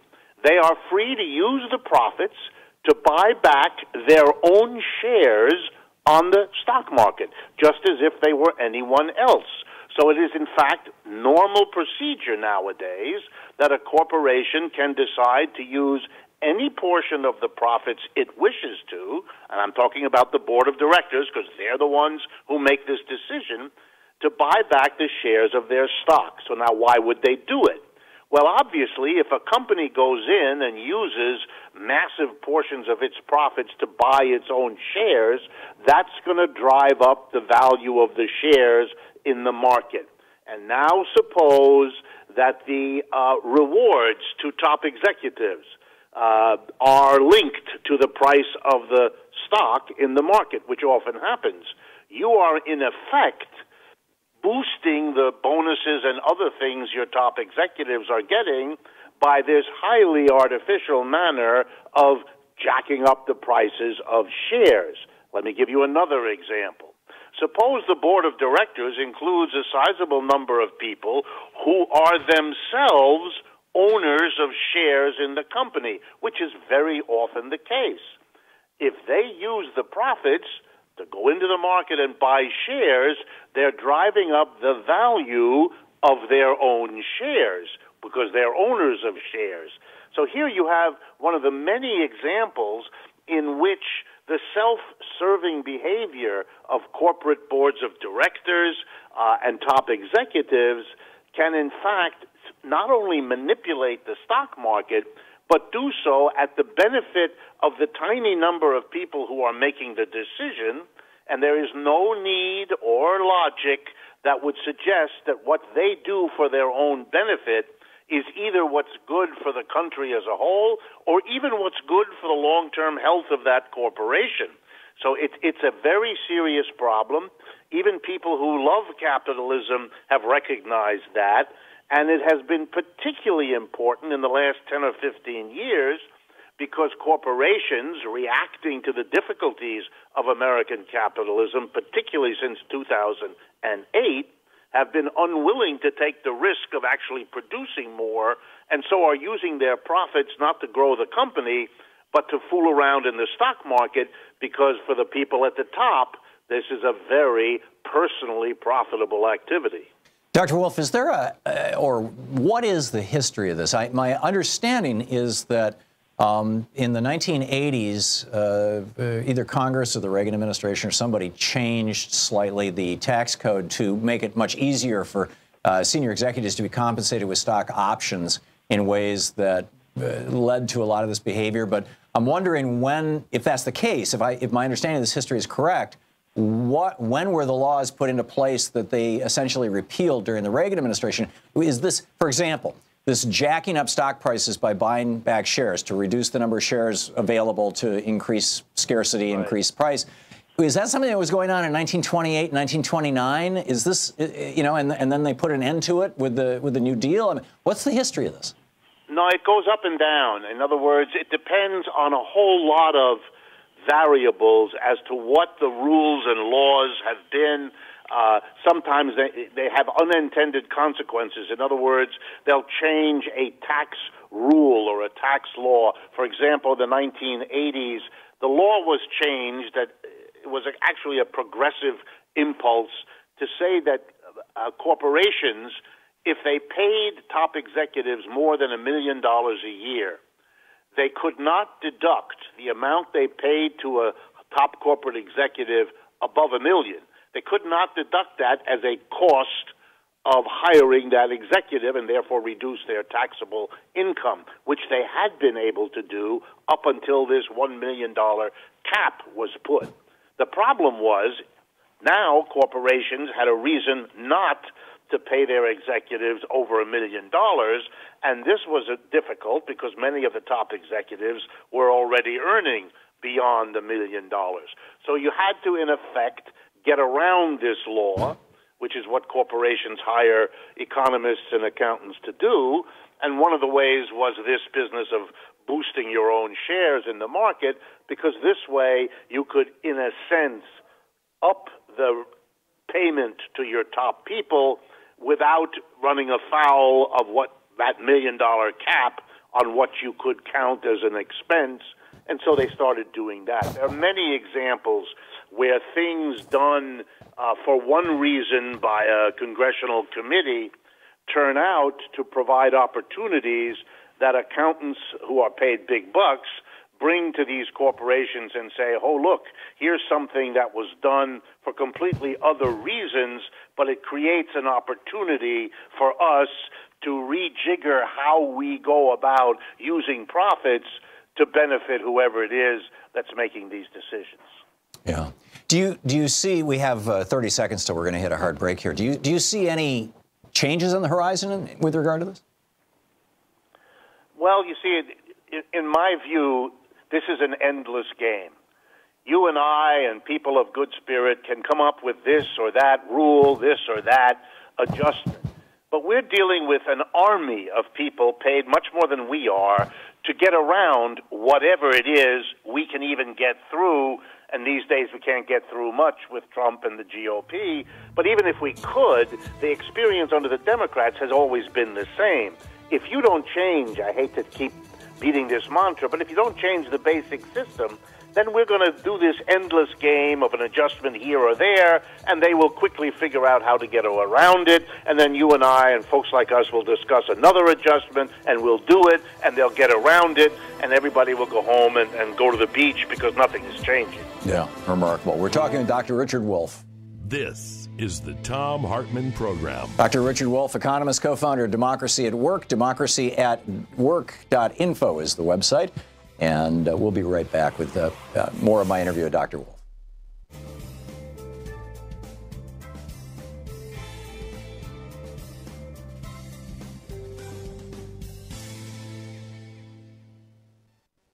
And welcome back. Professor, you're still with us, right? Yeah. We have you for the half hour. Is my understanding correctly? Yes. Okay, great. I'm curious your thoughts on the Republican tax plan, or what we've seen or heard of it so far. Well, you have to preface everything you say about this subject by the fact that not the least horror of what's going on is the endless omission of key dimensions of what they are supposedly discussing and bargaining over. The omission of letting the public know, so that everything I'm about to say has to be qualified by relying on press reports that are admittedly incomplete. Here is what I would say. This is an exercise which for me is less about economics, even though I'm an economist, and really much more about psychology and political manipulation. Leading officials from the president on down endlessly repeat, like a song, that this is a tax cut that is going to benefit the middle class, that this is a tax cut that's going to improve the conditions of the mass of people, the votes of people who voted for him, et cetera, et cetera. But when you look at the specifics, as much as we know of them, the story is completely different. So different that it kind of takes your breath away. It's a level of fakery, or of denial, I'm not sure what the best word is, But the gap between what is being proposed and what is being said, even for us who watch this stuff fairly often, is extraordinary. So let me give you just a couple of examples. The estate tax in the United States. The Trump administration has announced it's going to finally end the federal estate tax. So let me explain what that means. All estate taxes around the history of the world for hundreds of years have been premised on a basic idea, which is that life ought to be played on a level playing field, that all of us as children should have roughly equal opportunities to develop our skills, apply ourselves, and do as well as we can in the course of our working lives. And that an estate tax is a way to get that done, because what it does is it says you can keep all of the wealth you earn during your lifetime, but we're not going to let you deliver it all into the hands of your children, because that will give your children an extraordinary advantage over other children when neither the one nor the other child had anything to do with the circumstances into which they were born. In other words, to create a level playing field, there needs to be a significant tax on estates, at least above a certain amount that radically alters your chances in life. And the United States, like other societies, did that. Starting about 30 years ago, successive efforts of wealthy people who did not want to pay the estate tax at the federal level were successful. So much so that today, as I'm speaking with you, you can leave the first $11 million of wealth that you have, if you and your husband or you and your wife, to your children or anyone else you designate, and there's no federal estate tax. In other words, it's basically been eviscerated. But of course, there is a tiny percentage, way less than 1% of the American people, who have so much wealth that they still would owe federal estate tax. Right. Because and they're pushing the process. Hang on just a second, sir.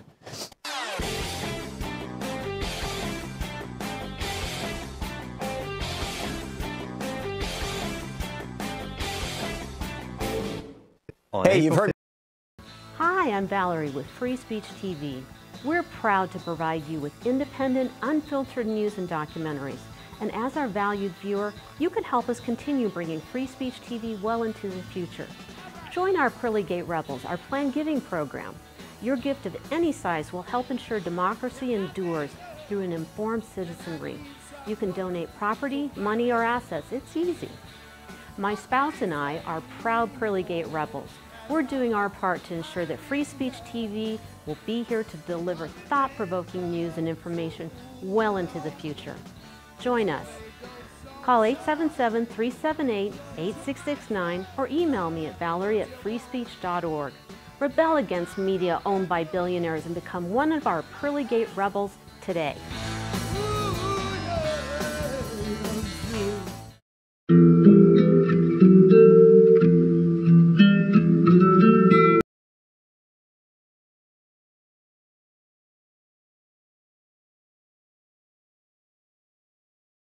Essays on the global economic meltdown. Democracyatwork.info is the website, and as well as rdwolf with 2fs.com is Richard's website, and you can tweet them at democracy@WRK, democracy@WRK, if I have that right. Professor Wolf, welcome back.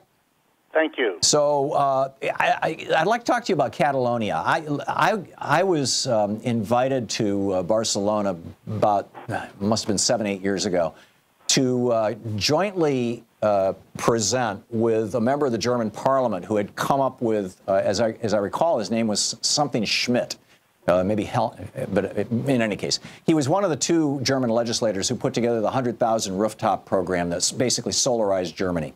And I was speaking on my book, Last Hours of Ancient Sunlight. And Louise and I had a wonderful time there. We got to know a whole bunch of people. And the story that I heard from the locals was that there had been this movement to bring back the Catalonian language that they were teaching in the public schools, and that the Catalonian region, or Catalonia, was really developing its own culture, always had its own culture, and they were kind of thinking of themselves as a separate folk, a separate people. And this was years ago. And I thought at the time, you know, geez, if they're even in their schools, they're using not Spanish but Catalonian, then, you know, where does this end up? But I know that you've been talking about this in the context of economics, that you know, how the Great Crash is driving this. Tell me about that. Yeah, I'd be glad to. The way that the crash figures in is it's really important for people to understand that since 2008, the crisis, the second worst since the Great Depression of the 30s, is playing itself out very bitterly and very slowly. That the story of quote-unquote recovery is really a story about a very small percentage, 10% or less, of the society has in any meaningful way recovered. The other 90% are still struggling with enormous consequences. Things like the following: lower wages than they had before, lower benefits with the jobs they have than before, much less security of the job, much greater precariousness, and so on. Reduced government services because government entities are strapped for taxes, etc., etc. And the end result is economic suffering, economic inequality really going off the charts. And it makes people angry and upset. And here's where you have to get a little subtle in the analysis. I understand it's economic, you do, and a bunch of us do, but for the mass of people, there's been a 50-year period now when questioning or challenging or criticizing capitalism, the economic system, was kind of off the agenda. Taboo, scary, having something to do with the Cold War. We didn't go there. So people developed the habit of looking elsewhere. It's a little bit like, and pardon my metaphor, if you have a bad day at the job and you come home and in your frustration you smash a dish. Well, the dish didn't cause your difficulties, and smashing it is not going to solve your difficulties. But you displace the upset. What's going on in Europe now is such economic turmoil that masses of people are doing things that are like smashing a dish. They're taking steps that are clearly reflections of their economic distress and their failure to see any solution on the horizon, and they're quite right about that. But they're taking it out by doing what? The British working class voted to leave Europe for Brexit, not understanding that this is not a solution to what ails them and might very well make the situation worse. Something similar is going on in Scotland. All over Eastern Europe, in Poland, in Hungary, and elsewhere, people are raging against Europe. But that, of course, is not their problem. In Eastern Europe, what they had hoped for was that by leaving the old Soviet bloc and entering Western Europe, they would all have economies like Germany, France, and Sweden. What they're discovering is that the place being prepared for them looks more like Greece and Portugal and Spain, and they are freaked out by this, and so they're denouncing Europe and becoming nationalist. So now finally Catalonia. Spain has had a terrible time. An unemployment rate over 20%, lasting for now almost a decade. It's a very serious problem. They don't know where to turn. They have a conservative austerity government that doesn't know what it's doing, or worse, is making the situation unbearable. And so it's not surprising that people are looking around for somebody to blame and for somewhere to go. You know, here in America, we're doing something similar by finding immigrants, as if expelling immigrants was the problem we had and would be the solution to that problem. It isn't, it won't be, but it is a temporary palliative. I'm afraid that the struggles in Catalonia between the effort to be independent versus to be part of Spain is a little bit like that. They should be having the right to do that, of course. On the other hand, it's not the problem, and it's not going to be the solution if they are successful. And meanwhile, the Spanish government, in its horrible reversion to things that look really bad, and if you know the history of Spain, is only going to make the situation worse, whether they get their independence or whether they don't. Remarkable. Professor Wolf, thanks so much for being with us. My pleasure, Tom, and I hope to speak with you again soon. Thank you, sir. Call 202-808-9925. And for more of Richard Wolff's work, check out democracyatwork.info. And you can tweet him at democracy@WRK or at PROF Wolf with.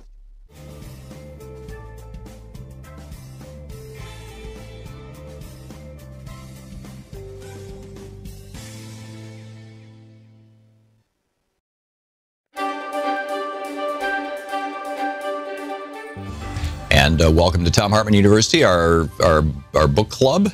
And today we're reading from Ralph Nader's Breaking Through Power. It's easier than we think. This is from page 74, the chapter How the System is Rigged. According to Russell Mokaber, editor of the Corporate Crime Reporter, quote, corporate crime takes far more lives, causes far more injuries and diseases, and steals far more money than street crime. But the vast amount of law enforcement resources, mass media attention, and prison cell blocks are devoted only to street crime. Just consider these preventable casualties. Almost 60,000 annual workplace-related fatalities from both disease and trauma. 54,000 deaths a year from air pollution. Over 100,000 lives lost as a result of medical malpractice. Nearly 100,000 lives lost from hospital-induced infections. Over 100,000 fatalities from adverse effects of drugs, and over 40,000 deaths every year due to inadequate or no health care coverage for diagnosis, treatment, and medication. There are far larger numbers of sicknesses and injuries attached to these data sets. These statistics have haunting human faces. Children, women, men, and families destroyed by uncontrollable, monetized minds. Whether they are caused by recklessness, criminal negligence, or worse, the key factors in common are the preventability of such pain and the suffering inflicted from commercially induced neglect, predation, manslaughter, and homicide. By comparison, street and home homicides do not exceed 14,000 lives lost annually. Now see how companies have made sure they have the laws that they need to go after you, and how they make sure that the law can be used as their punisher. The giant multi-tiered home mortgage business, now driven by the same 1%ers who profited from crashing the economy in 2008, can nail you if you misrepresent information on your mortgage application. Suppose you say you're going to occupy your house as a principal residence to get a lower interest rate and down payment, and you don't for some reason. Lenders can call the loan and demand repayment if the mortgage balance is outstanding. Absent that payment, the lender can seize your home, foreclosure. In addition, by claiming you committed bank fraud, these companies can use the FBI against you. As the veteran housing columnist Kenneth R. Harvey warned, this can trigger severe financial penalties, prosecution, and prison time for ordinary Americans. But how many bankers feel the cold metal of handcuffs tighten on their wrists when their crimes rob American families of their homes and life savings? Health insurance companies have similar supporting laws to deny medical coverage by alleging illegal activities. This could mean anything from non-disclosure of traffic violations to gun accidents, even when there has been no conviction. It could mean something as vague as hazardous behavior, according to the New York Times. If a company paid you and comes back for their money, they can get you prosecuted for fraud. These corporate Goliaths are too big to fail. If they know how to enact laws to make sure that you are, and they know how to enact laws to make sure that you are too small to stop them. Corporate state culture, the plutocracy whom oligarchy is given an astonishing exoneration, so long as it claims that violence and mayhem are not their direct purpose, but an unfortunate byproduct that just couldn't be helped. Like when innocent people are accidentally killed by U.S. drone attacks, the government seems to quietly get a free pass. It's almost as if corporations get away with a permanent defense of an institutional insanity, a defense going global in terms of deadly supply chains, from horrific African mines to dangerous factories in China, India, and Bangladesh. Deoxygenation and poisoning of the vast oceans, estuaries, rivers, and lakes. Upping greenhouse gases into rapid climate destabilization. Extending the range of infectious diseases due to habitat and ecological disruption and desecration. And changing the nature of nature itself through unregulated genetic engineering and nanotechnology. Even with 6 million slow, agonizing deaths a year globally attributed to the tobacco business, cigarettes are still demonically promoted by 1%ers who reap staggering profits from selling their addictive and poisonous product especially in developing nations where regulations protecting children do not exist. The excuse is forever that corporatists have no intention, knowledge, or reason to do harmful things. The institutional insanity defense again. Or the manufacturers of weapons of mass destruction, whose militant advertisements say they are just helping the national defense, but are not at all responsible for their products' use in the coercive policies of empire and perpetual war. Is it institutional madness or infantilism?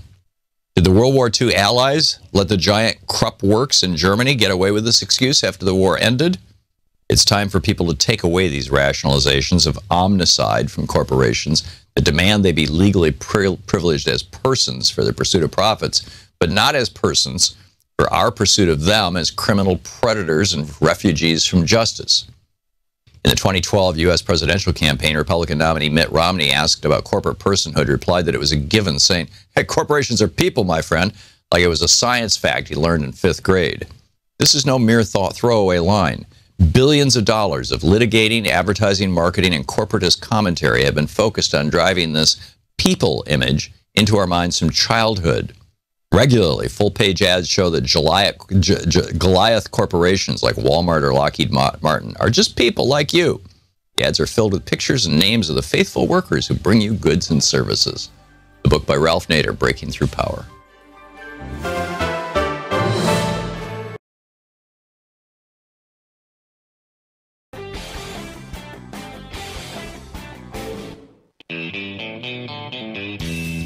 Welcome back. Thom Hartmann here with you, and let's just do some good old-fashioned talk radio. There are so many things that I wanted to rant about today, and but you know, it's been a long time since I've talked to you all. The one thing, though, that I do want to say is I want to, super special thank yous in particular to Rick Unger, who filled in for me for the last 3 days and also does a 3-hour show, Unger and Steele, or Steele and Unger, on Sirius XM. And Rick just danced his heart out for us. He flew all the way out to Los Angeles and did the show from Stephanie Miller's studio. Secondly, a special shout out to Stephanie Miller and all the people who work on her crew and in her studio for letting Rick, and by proxy us, our show, to keep our show live and on the air. I mean, this is a pretty amazing thing when you're moving a studio from one coast to the other. So thank you to Stephanie Miller and all the great folks who work with you. Thank you, Rick Unger, so much. Also the engineers here, Arthur Risotto, Chase Sprouse, and Jim Sandberg, who built our studio, and along with Dave Fulton and Troy Miller, who came out here from D.C. with us and running the board, and Sean Taylor helping out, and Nate Atwell. So this is the crew that literally in 4 days built a radio and television studio from scratch, and it's pretty amazing. It's pretty amazing. So all that said, let's pick up some phone calls here and have a conversation. Brian in Dubuque, Iowa. Hey, Brian, what's on your mind today? Hi. I'm coming straight out of heck, figuratively speaking.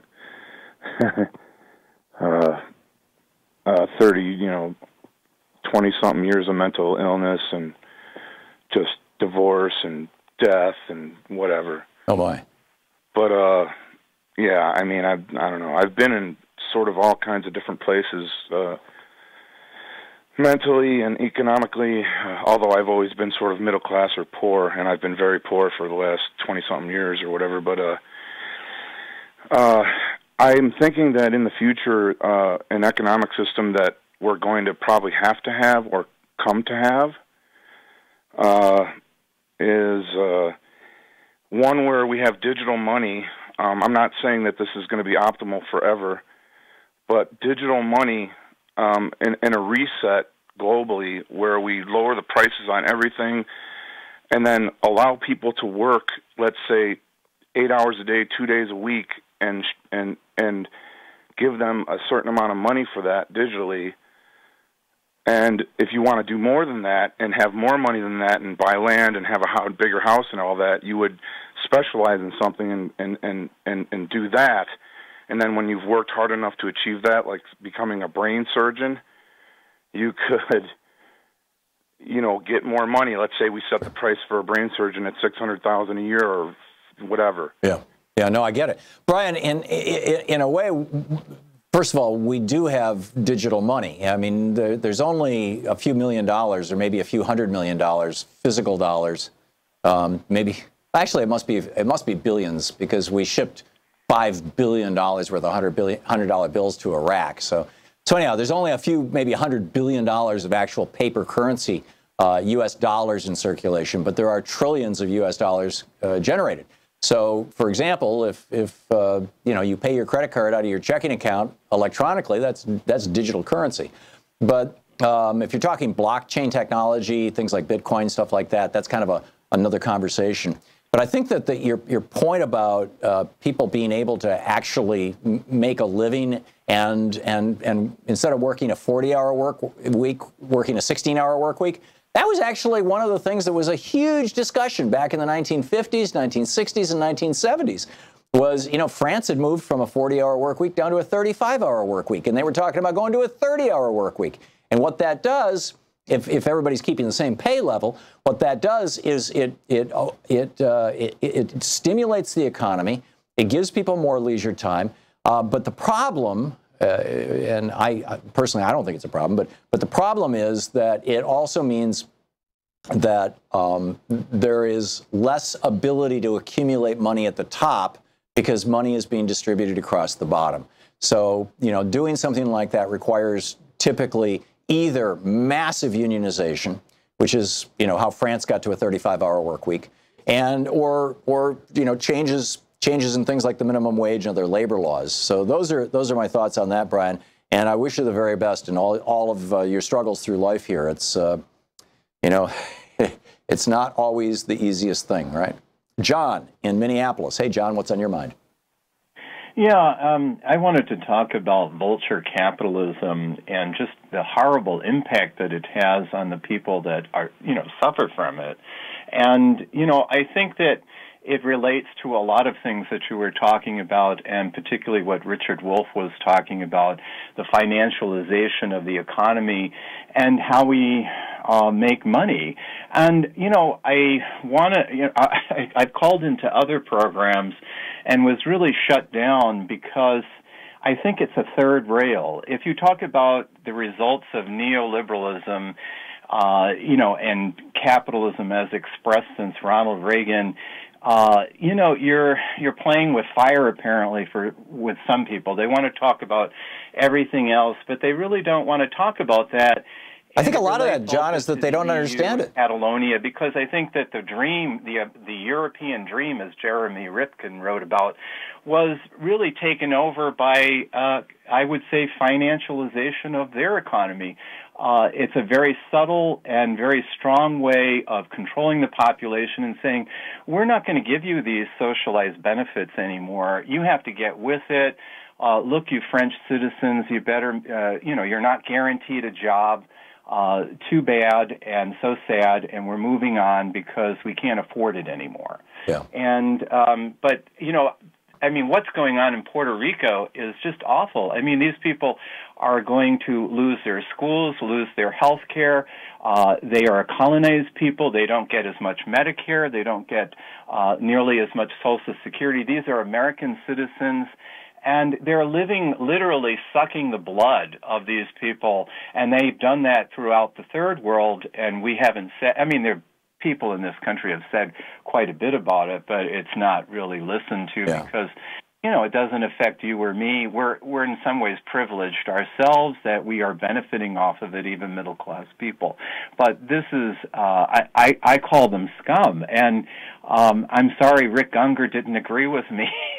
And he didn't want to engage with it, and he also had said that he related it to the fall. John, I don't want to revisit Rick's filling in for me or criticize. Rick did an extraordinary favor to me filling in for this show, and whatever he had to say on the air, whether I agree with it or not, whether you agree with it or not, I'd just like to leave it at that. With regard to, in general, I think one of the problems that people are confronting, that people like you and I who talk about neoliberalism and raw, unrestrained, unregulated capitalism, is that the vast majority of people, and perhaps even including talk show hosts, don't know what we're talking about.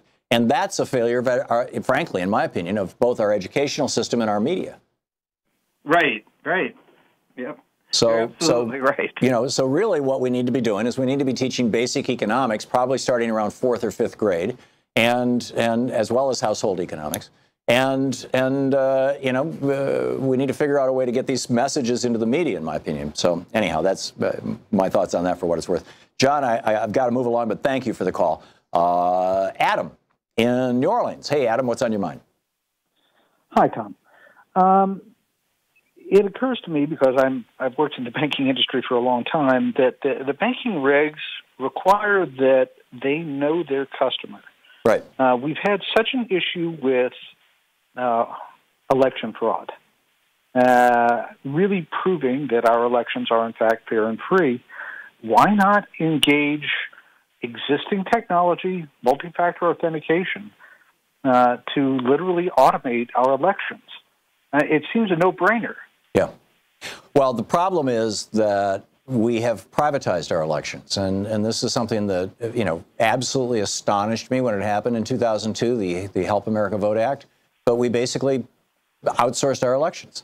And the excuse was George W. Bush stealing the election in Florida in 2000.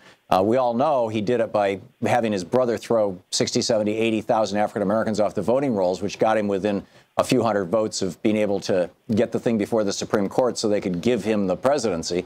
But the Republicans used the outrage around that, and I think some Democrats just kind of got sucked into it. Everybody was talking about butterfly chads and hanging chads and pregnant chads and dimpled chads and pimpled chads and all this kind of stuff, that they said, oh, no, we just need to go to a national voting system. We need to help America vote. So we're going to have a Help America Vote Act. And what we're going to do is we're going to give the states $6 billion, as I recall. It might have been 5, but it was billions of dollars. And the states can then use that money to buy voting machines from private for-profit corporations. Those private for-profit corporations don't tell us how their machines are programmed, will not let us look at how their machines are programmed. We have now, it's been long enough, this has been going on for 15 years, it's been long enough that a lot of these machines have been worked their way through the marketplace to the point where people were able to get their hands on them, and a number of universities have found that they're easily hacked. They have been hacked. It is, it's a terrible system, and frankly, I completely agree, Adam. It's crazy that we are so concerned about our banking system, and we're not at all concerned about our electoral system. And now, of course, Donald Trump wants to make it far worse. He's got crazy Chris Kobach out there going, hey, we got to make it almost nearly impossible for anybody who's not rich and white to vote. You're listening to Thom Hartmann. Visit thomhartmann.com for audio and video archives. Back with more of your calls in just a moment.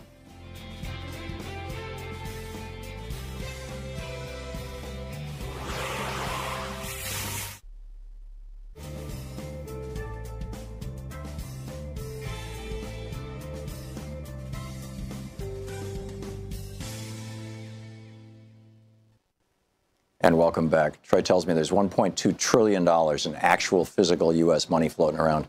But there's, if our GDP is around 15 trillion, there's got to be a lot more digital dollars out there than, yep. Okay, Charles in Miami. Hey, Charles, what's on your mind today? Thanks for watching Free Speech TV. Hey, how you doing today, Tom? Good. What's up? A couple weeks ago on the BBC, I was just looking at the ticker, and it was saying that the UK was downgrading their economic forecast. And I was just saying, Brexit, huh? And that's the same thing that Donald Trump is trying to do with this America First. That's how I feel about it. And it seems to me that he's going back against his word when he was all for Brexit. And now that Catalonia is deciding that they want their independence, the day that I think it was the foreign minister from Spain visited the White House, was the day that Donald Trump decided that, Spain has the right to stop Catalonia from, declaring its own independence. From seceding, I was yeah. thinking, I'm sorry? From seceding, yeah. Independence, yeah. You said it right, Charles. Sorry. Right, and I was just thinking to myself, wow, it just seems like, he does go with the last word that, That he really does. Go ahead. I'm sorry. No. That's it. That's basically it. Okay, great. Yeah, this is why John Kelly, this coming weekend, I guess it is, or maybe it's the weekend after this, Trump is going to be down at Mar-a-Lago. And there's all this discussion going on right now about how John Kelly is going to be trying to keep him out of the dining room because they're afraid, literally, that some millionaire, and most of the people in the dining rooms at Mar-a-Lago are millionaires. It costs $100,000 just for the admission fee, right, just to join. Now it's $200,000. He doubled it. Charles, thanks for the call, by the way. He doubled it, so it's $200,000 just to join Mar-a-Lago. And so they're afraid that some millionaire is going to walk up to Trump and say, hey, I got an idea. Why don't you just, whatever, some crazy suggestion. And Trump will say, oh, that's a brilliant idea. And he'll start tweeting about it or something. I mean, we have a president who is, and I absolutely, agree with actually several Republicans talking about this now. A lot of Democrats talking about it. We have a president. There's a guy in the White House who is not fit to be president. He is from all indications, and according to numerous psychiatrists, psychologists, psychotherapists, and not to mention politicians. I mean, you got Bob Corker now saying the president's unfit.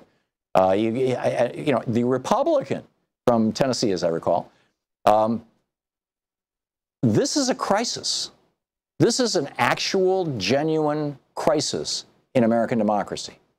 We thought that Richard Nixon breaking into the Democratic National Headquarters, looking for, and apparently what the Watergate burglars were looking for was information on Nixon's attempts in the 1960 election when he was running against John Kennedy to go after Cuba. It's a whole long story because Nixon was the vice president at the time. But whatever. I mean, he was trying to prevent the Democrats from using dirt on him. But we thought that was a crisis of democracy. Richard Nixon was nothing compared to this guy. Richard Nixon actually had a functioning intellect. Richard Nixon had surrounded himself with competent people. Donald Trump will only surround himself, by and large, with incompetence. It's astonishing. We'll be back.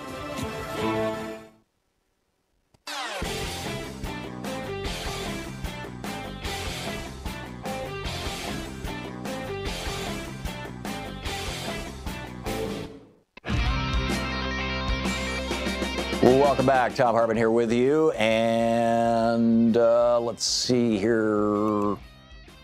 Forgive my saying that, but I'm using a different call screening software than I'm used to, and I'm having to look through. Anyhow, Donald in Aurora, Illinois. Hey, Donald, what's on your mind today? Yes, hi, Tom. Well, I was just watching our wonderful president putting an executive order in there to push through his health care plan. Yeah. And from what I understand, it's going to strip away everything that Obama put through to make it fail, to force that to fail. Well, you want to know, I hope it, and you may disagree with me, but I hope it succeeds. And the reason why is I want to see these Republican voters fall on the very sword that they forged for themselves and us. They never seem to pay a price for when they put these clowns in.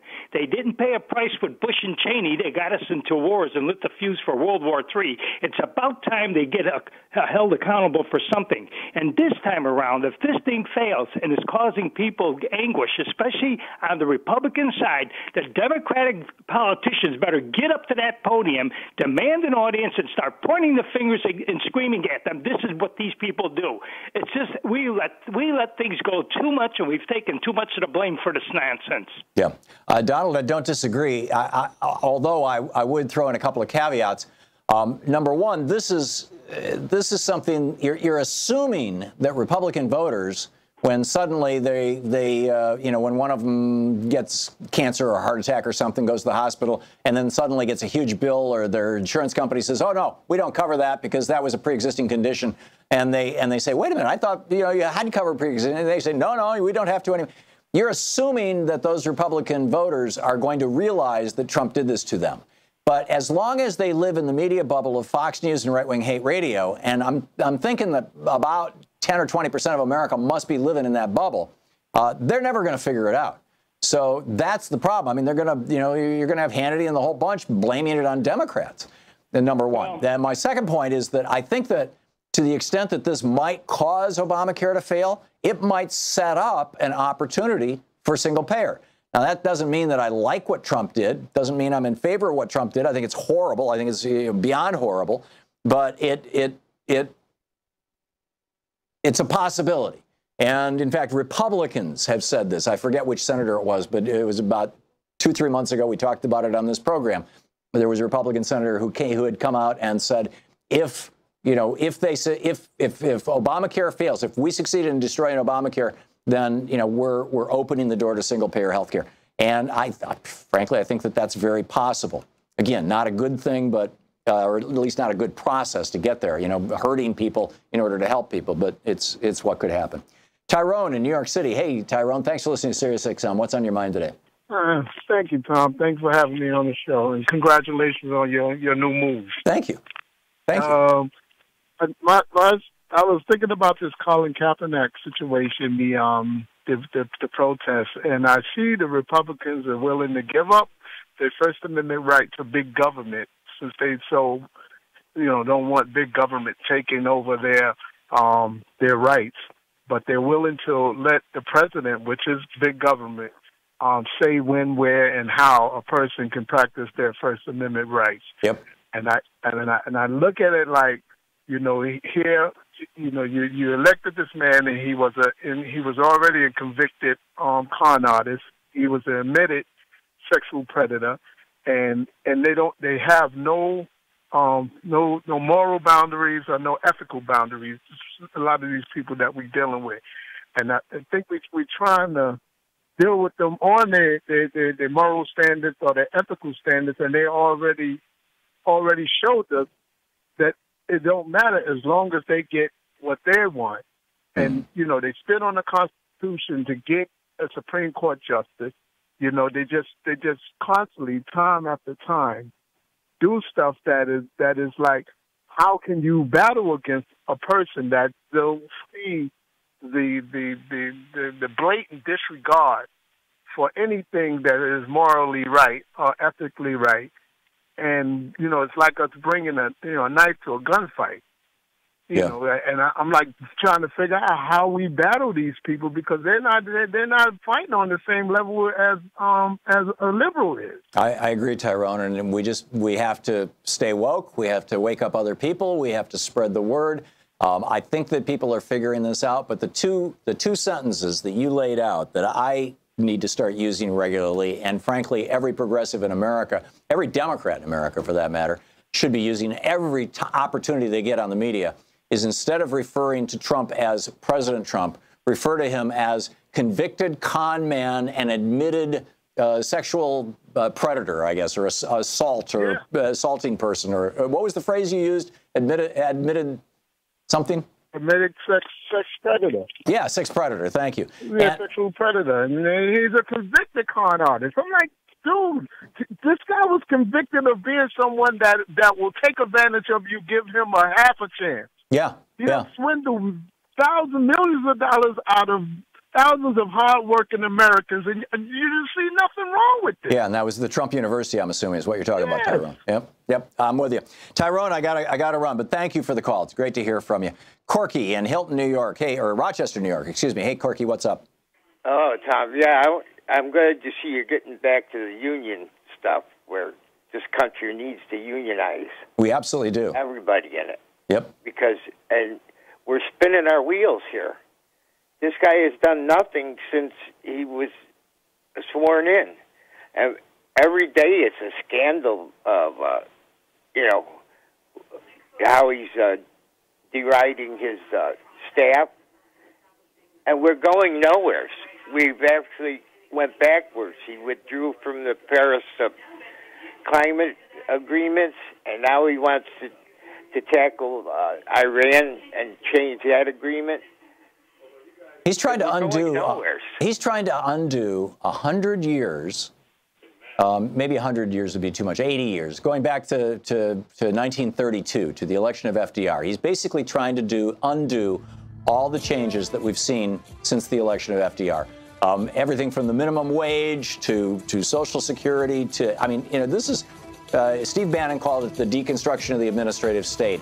I call it an all-out assault on the United States of America and the principles on which we were founded, and spitting in the faces of the people who fought and died and worked so hard to create and maintain this nation these 240 years. We'll be back. You're listening to Thom Hartmann.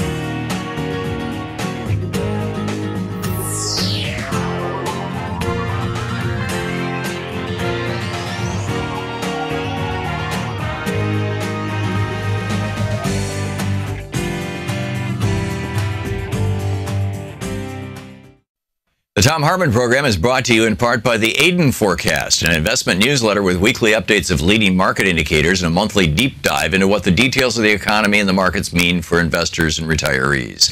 On the web at aidenmarkets.com. Wines have some of the highest pesticide levels in our food chain. This hour brought to you by ecowine.com.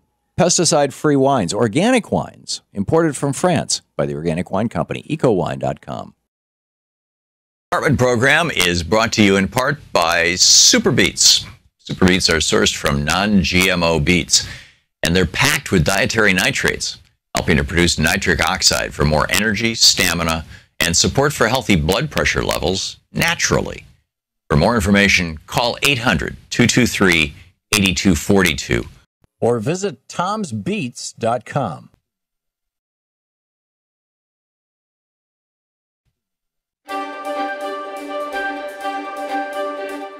And welcome back to the Thom Hartmann University Book Club. Today we're reading from The Last Hours of Humanity, Warming the World to Extinction, a book about extinction.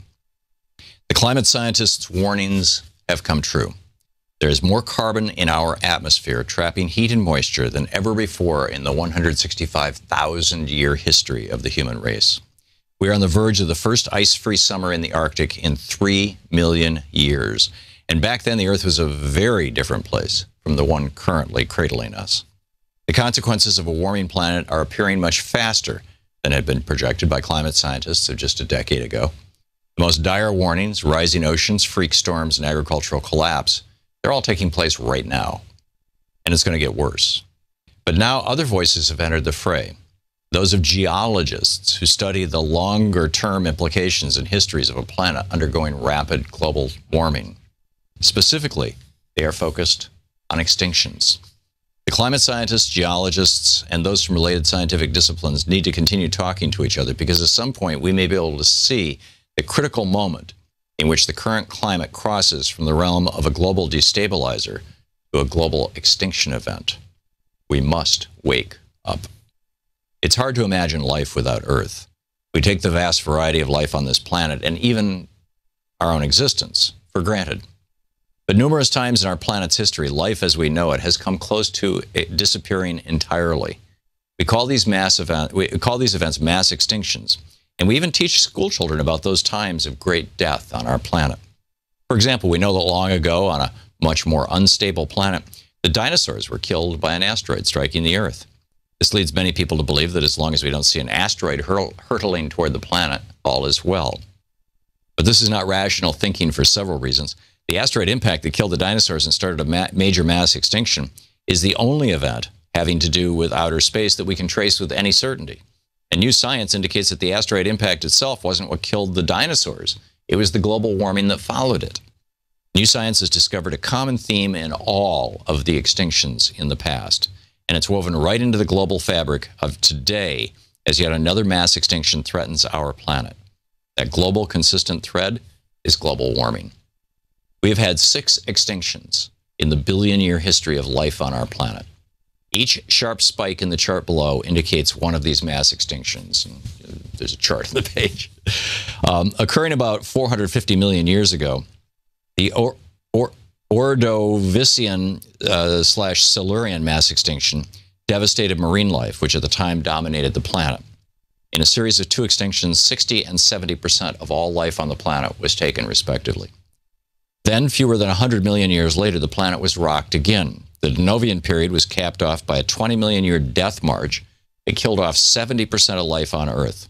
This included many coral reefs, which didn't return for another 100 million years. We know of the KT extinction, the Cretaceous Tertiary extinction, which occurred 65 million years ago, ending the reign of the dinosaurs. There was also an extinction event 200 million years ago, known as the Triassic-Jurassic mass extinction. But none of these extinctions explains the huge spike shown in the center of the previous chart. That one happened 250 million years ago and was the worst mass extinction of species event in the history of our planet. It was the extinction of all extinctions, referred to as the Great Dying. The Permian mass extinction took out at least 95% of all life on the planet in fewer than 100,000 years, an instant in geological time. Professor Paul Wignall of the University of Leeds, and an expert on mass extinctions, told me that the Permian was the greatest crisis that life on Earth has ever suffered. Only in the past 2 decades has the cause of the Permian extinction been understood. It was speculated that an asteroid impact may have been the trigger, but more recent research by Professor Wignall, geologists, and other scientists around the world have revealed the true trigger came from deep within the Earth. The Permian mass extinction was initiated by a colossal flow of lava in an area of what is now Siberia. That was the trigger, but not the killer. The killer was under the water and under the ice, where trillions of tons of greenhouse gases, largely derived from carbon, and frozen in the form of crystalline methane, lay in wait. Thus, global warming is the force behind the death of nearly everything on the planet during the Permian mass extinction. That point is well illustrated. You can again see the spikes of mass extinctions measured by the increase in global temperatures, with the largest spike representing the Permian mass extinction. Wignall told me, there have been a lot of disasters and crises in the geological past. It's interesting to study them because they may have a comparison to today. He added, I think it is certainly extremely significant that a lot of the main crises of the past are associated with global warming, with obvious implications for the present day. The 6th mass extinction may even rival the speed and intensity of the Great Permian mass extinction, but the 6th is not represented on either of the 2 previous charts. That's because it's the one happening today, right now, all around us. And then we go on to document how the burning of fossil fuels is throwing an amount of carbon into the atmosphere, greenhouse gases into the atmosphere, that's relatively similar to what happened with that giant volcanic eruption in Siberia 250 million years ago with the Permian mass extinction, and how it could be leading to a major extinction event. The book is The Last Hours of Humanity, Warming the World to Extinction. It's true.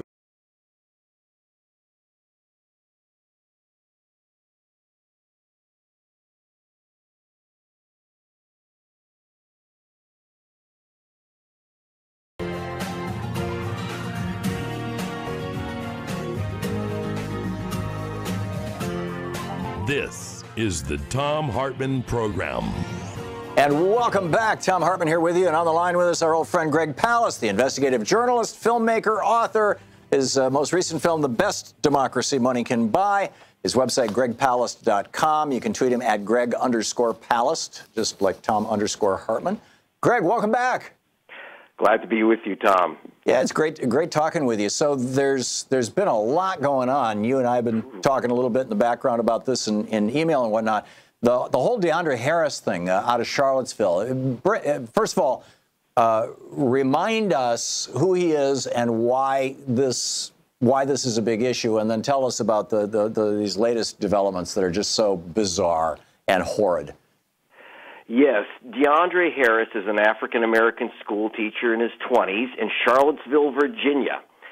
He was, counter-demonstrating against the neo-Nazis last month, and he was attacked.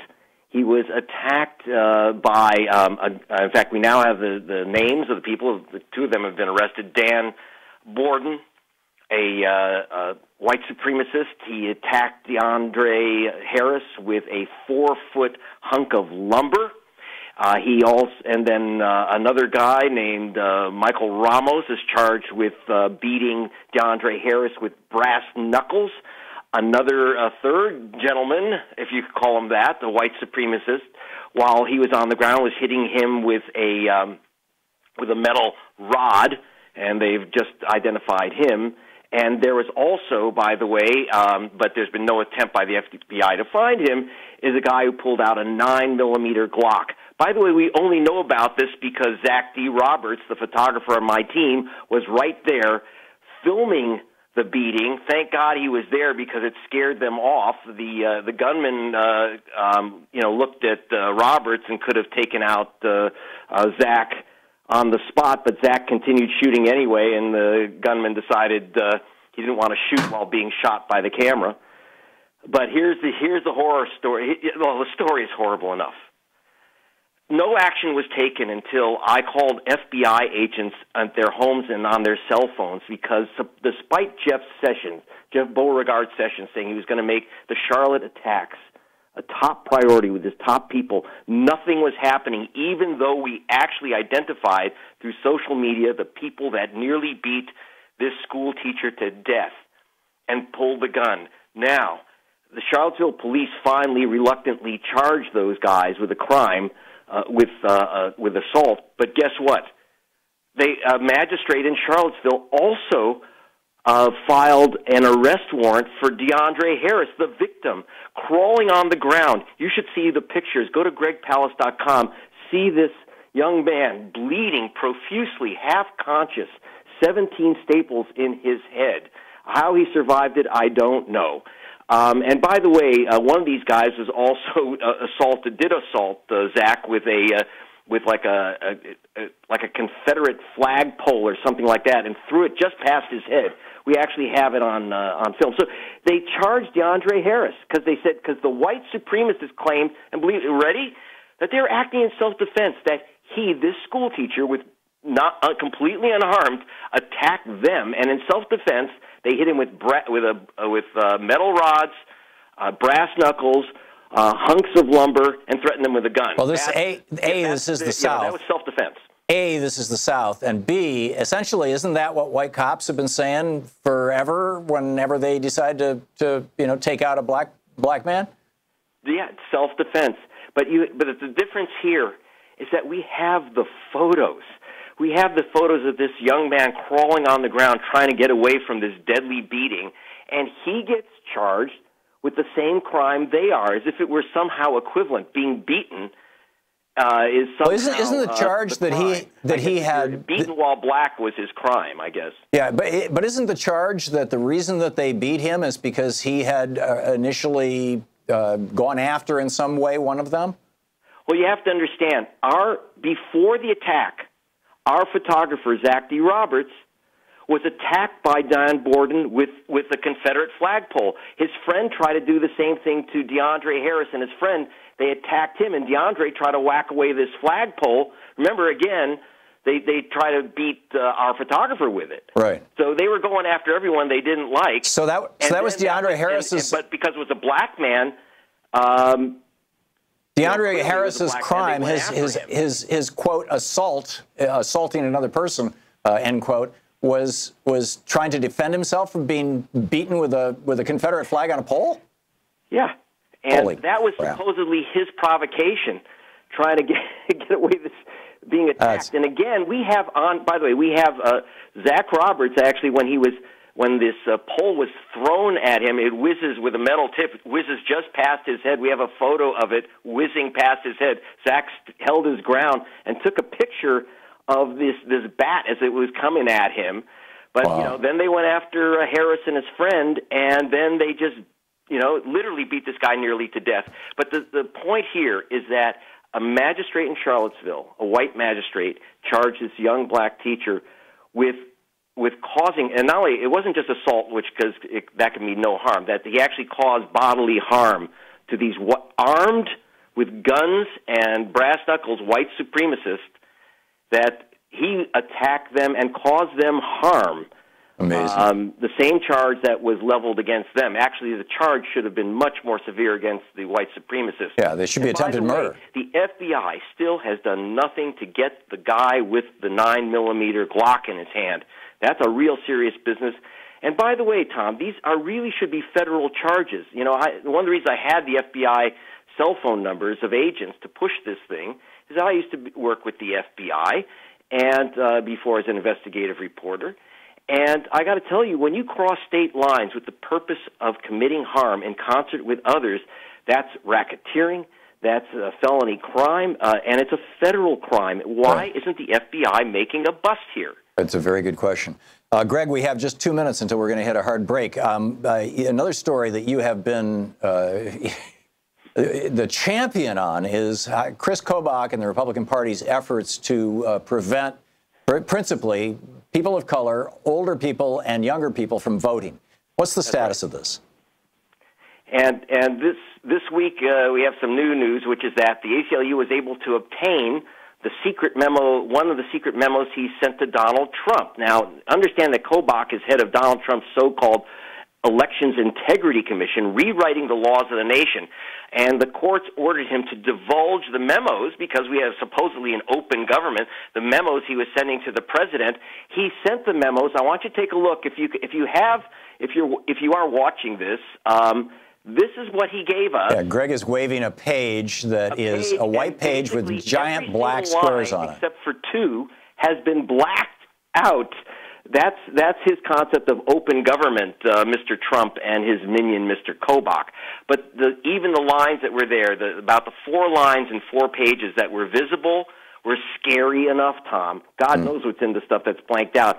But it was to change the Voting Rights Act, to amend it to say, instead of the requirement that states can require you to provide minimum information that you are a citizen and that provide your ID, he wanted to change the law that says that states can demand that you prove your citizenship. Now, you may say, well, yeah, only citizens in America should vote, because how many citizens in America have that proof? It's called a passport. Basically, a passport is almost a white instrument of identity. It's like 5% of the population has passports. Yeah, it's minor, and it's rich people. In other words, rich white people, Republicans, as they otherwise call them. By and large, people who can take European vacations. Yeah. You can. Yeah. Greg Palast, investigative journalist, author, filmmaker, the best democracy money can buy. Check it out. It's online. GregPalast.com for everything we've been talking about. Greg, thanks so much for being with us. You're very welcome. Bye. Great talking with you. We'll be back. This is the Thom Hartmann Program. We'll be back with your calls after this.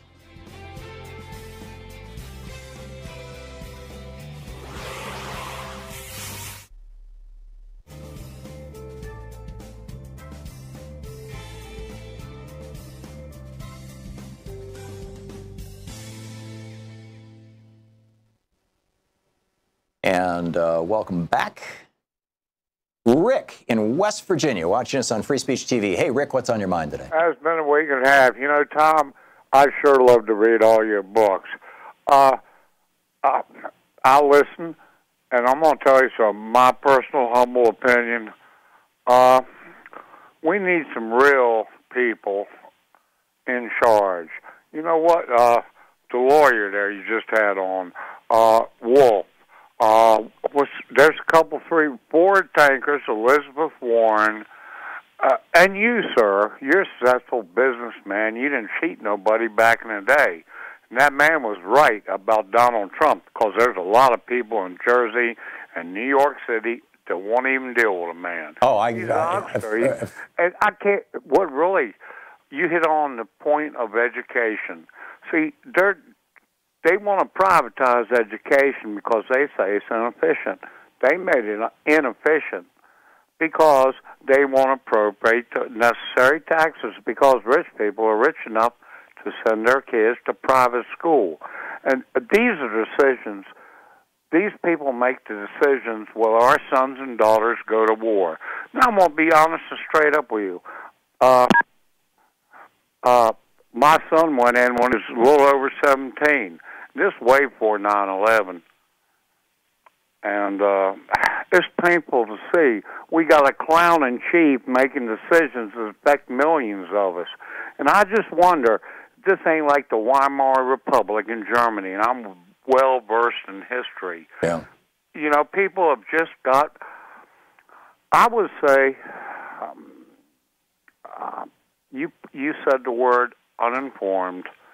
I think they're brainwashed. Yeah. I would say anybody who spends any consequential amount of time watching Fox so-called news or listening to right-wing hate radio has been brainwashed. I think that back in the day, he was going to join the military and go over there and fight my butt. Yeah, I think you nailed it. Rick, thanks a lot for the call. It's great to hear from you. Dan in Florida. Hey, Dan, thanks for watching Free Speech TV. What's up?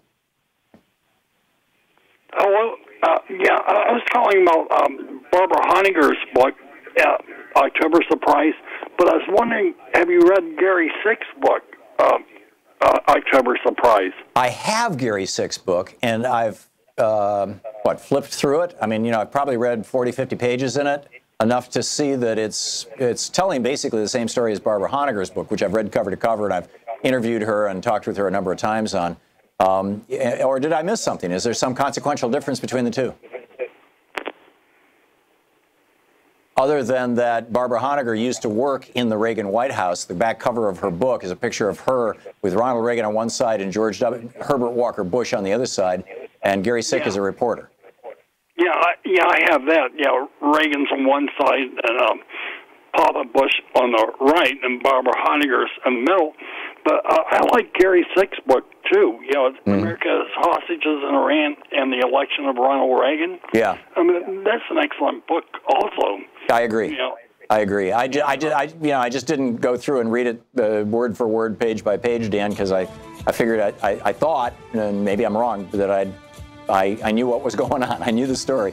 But Dan, thanks for the call, and I'm with you on plugging both those books. They're both great, and they should have become national bestsellers, frankly. And in fact, Barbara Honegger's book got pulled from bookstores and everything, or ran out or whatever, just within a month or so of it being published. We'll be right back.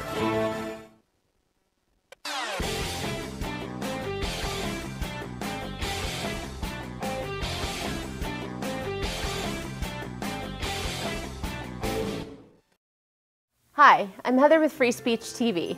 Your support, whether through giving of donations, volunteering, or even spreading the word, has made it possible for the only independent progressive news network to sustain for more than 20 years. Now, you can give to Free Speech TV through the Branch of Gratitude. This program is a sustainable way to give that reduces waste through paper mailing, postage, and staff hours.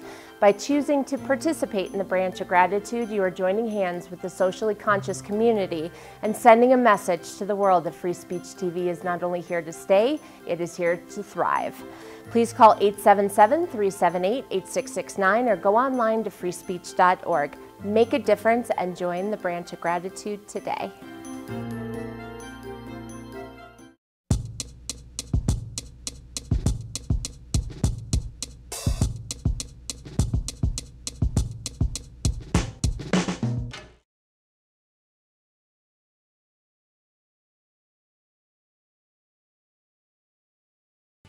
And there we go. Welcome back. It's kind of cold in the studio here. We're figuring out the temperature. Oh, my, what a day, what a day. J.O. in Washington. Hey, J.O., what's up? Hello. I wanted to offer a possible solution for this NFL problem, or the players' problem. Mm-hmm. And my thoughts were that if the players themselves came out and said the Pledge of Allegiance with a small change, instead, in place of with liberty and justice for all, while we strive for liberty and justice for all. Yeah, I don't think it matters what they do, J.O. The president is going to, I mean, these are basically black men who are protesting injustices against black men. And Donald Trump has characterized them as people who hate the United States and don't respect the flag or the national anthem, which is complete BS. And, these are, if anything, protest is the most patriotic thing an American can do. So, I mean, our country was founded on protest. Protest is the great American tradition. Protest was enshrined in the First Amendment. The First Amendment doesn't just say freedom of speech. It doesn't just say freedom of the press. It says freedom of assembly, right? You have the right to gather together, to assemble together and protest and to deliver grievances against your own government. You have that right. And I get it. This is a commercial enterprise. It's the NFL, blah, blah, blah, blah. They can say, this is not the government that's preventing them. But Donald Trump is the government now. And he, as the government, or he's a major part of it, the head of one of the three branches of government, is trying to basically destroy these guys' right to protest. And I think it's just a terrible, terrible thing. Marge in New Mexico. Hey, Marge, what's on your mind? Good morning, Tom. Since you're moving back to Oregon, I want to suggest to you, in case you don't know about it, the most gorgeous beach I've ever been to. It's Bandon by the beach. It's about 300 miles north of California and just south of Coos Bay. Gorgeous, gorgeous beach to walk. Huge rocks. Also, at least 10, 12 or more different kinds of seaweed you can harvest and cook with, etc. It's gorgeous. Remarkable. So when you need to walk, it's beautiful. Okay. Well, thanks for the tip. I'm calling about, you were talking about voting machines. Here in New Mexico, we have paper ballots, and we put them into machines, and they're counted. If those machines, it seems to me, are owned by private corporations, we don't know what's inside and how much our votes can be distorted once inside. Sure, the machines can count and say, well, there were 500,000 people that voted, but what about the individual votes on our paper ballots? Right. Can you help me decipher? Yeah, no, you've cracked the code. You've cracked the code, Marge. You're absolutely right, and this is problem two. Problem one is like the entire state of Georgia using touchscreen voting machines that produce no paper trail whatsoever. So it's impossible to audit a vote. And the audit is, hey, what did the voting machine say? Oh, yeah, okay, that's what it said. I mean, that's pretty much how they do it. On the other hand, places, Oregon, for example, it's a vote by mail. So they're all 100% paper ballots, but those paper ballots get read by scanning machines that scan them and are programmable and are owned by, now in the case of Oregon, I'm not sure that, I may be wrong on this, but I believe that in all states, and like I said, there may be a few where this is not the case, but I believe in all states or most states, they lease these machines or they buy, the government agencies don't actually own the machines, or if they do, they don't own the code. They don't own the programming in the machines. And even the counting, the ones that count the paper ballots. And so my solution to that would be to say that machines that count paper ballots have to be open source. I don't mind if the government is buying machines from private companies, but have the software be open source so that we can all see it. We can all know, that the count is actually accurate. It'll be less profit for the companies that are selling the machines because right now they got this whole proprietary shtick going on. But yeah, I'm with you. Norma in Montgomery. Hey, Norma, what's up? Norma, we have 1 minute to the break. Got a quick one? Yeah. I want people to stop watching MSM and getting brainwashed. Please instead pay attention to what's going on in your own state. Start watching CSN and C-SPAN 2, CSPN. You know what I'm talking about. I'm tongue-tied here. Mm-hmm. Start watching what's going on in the House. Watch what's going on in the Senate. Next week, they're going to start bringing these bills forward to pass this tax stuff, and Paul Ryan is going after Social Security.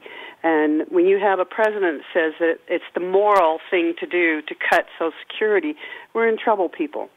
And instead of sitting there watching the soap opera that has a different talking head every hour, please start paying attention to what your government is doing and what the person who's supposed to represent you is doing. Even after talking to Martha Roby, she went ahead and she voted to cut Medicare. Really? This past weekend, we had someone come out and is running against Martha Roby. Right now, it looks like we will have at least 5 candidates on the Democratic ballot next year. They will let us know tomorrow when the being able to get on the ballot will be open, the period for qualifying and getting your petition in to run for office, and when that date will close. But also, like I said, one more time, we have Doug Jones running against Roy Moore here, and he needs help, people. So help out Doug Jones. Thank you, You're Norma. listening to the Thom Hartmann Program. Call 202-808-9925. Back with more of your calls, my thoughts, and the news of the day right after this.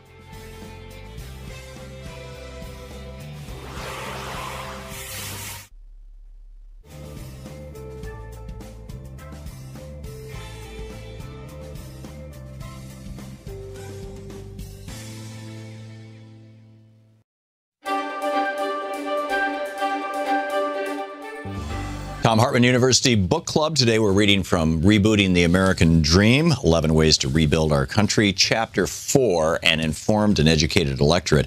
It opens with a quote from Thomas Jefferson. If a nation expects to be ignorant and free in a state of civilization, it expects what never was and never will be. Whenever the people are well informed, they can be trusted with their own government. That, whenever things get so far wrong as to attract their notice, they may be relied upon to set them right. Talk Media News Service, based here in Washington, D.C., is owned and run by my dear friend Ellen Ratner. Ellen is an experienced and accomplished journalist, and a large number of interns and young journalism school graduates get their feet wet in reporting by working with and for her.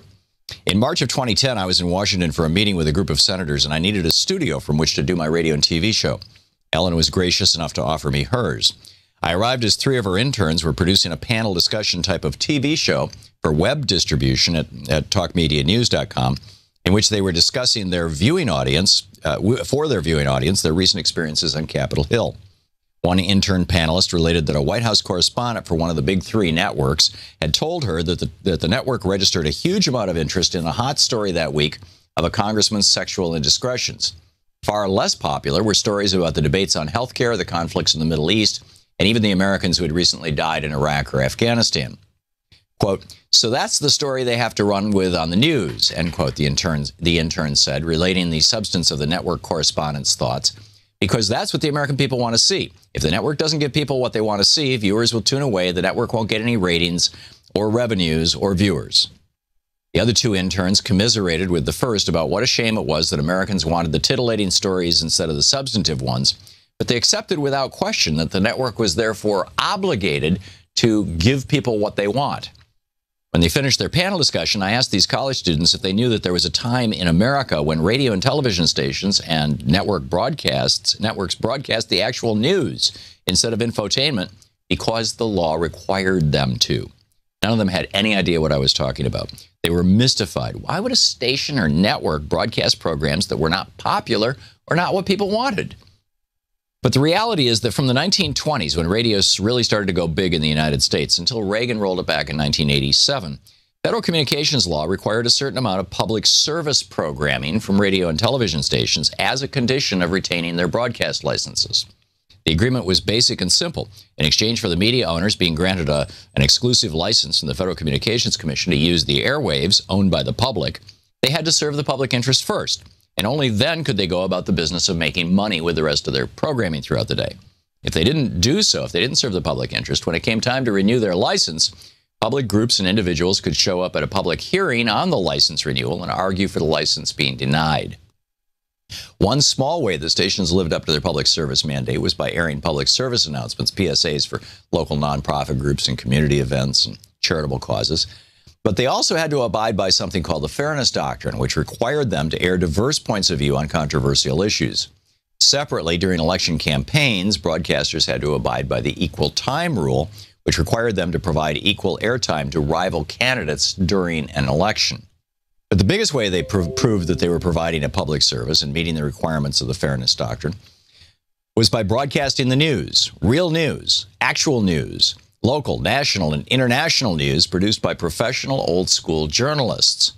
Because the news didn't draw huge ratings like entertainment shows, although tens of millions of Americans did watch it every night on TV and listen to it at the top of the hour on radio from coast to coast, And because real news is expensive to produce, with bureaus and correspondents all over the world, news was a money loser for the big three TV networks and for most local and radio and TV stations. But it was such a sacred thing. That is, after all, the keystone, it was, after all, the keystone that held together the station's license to broadcast and thus to do business. It didn't matter if the news lost money. It made all the other money-making things possible. Through much of the early 1970s, I worked in the newsroom of a radio station in Lansing, Michigan.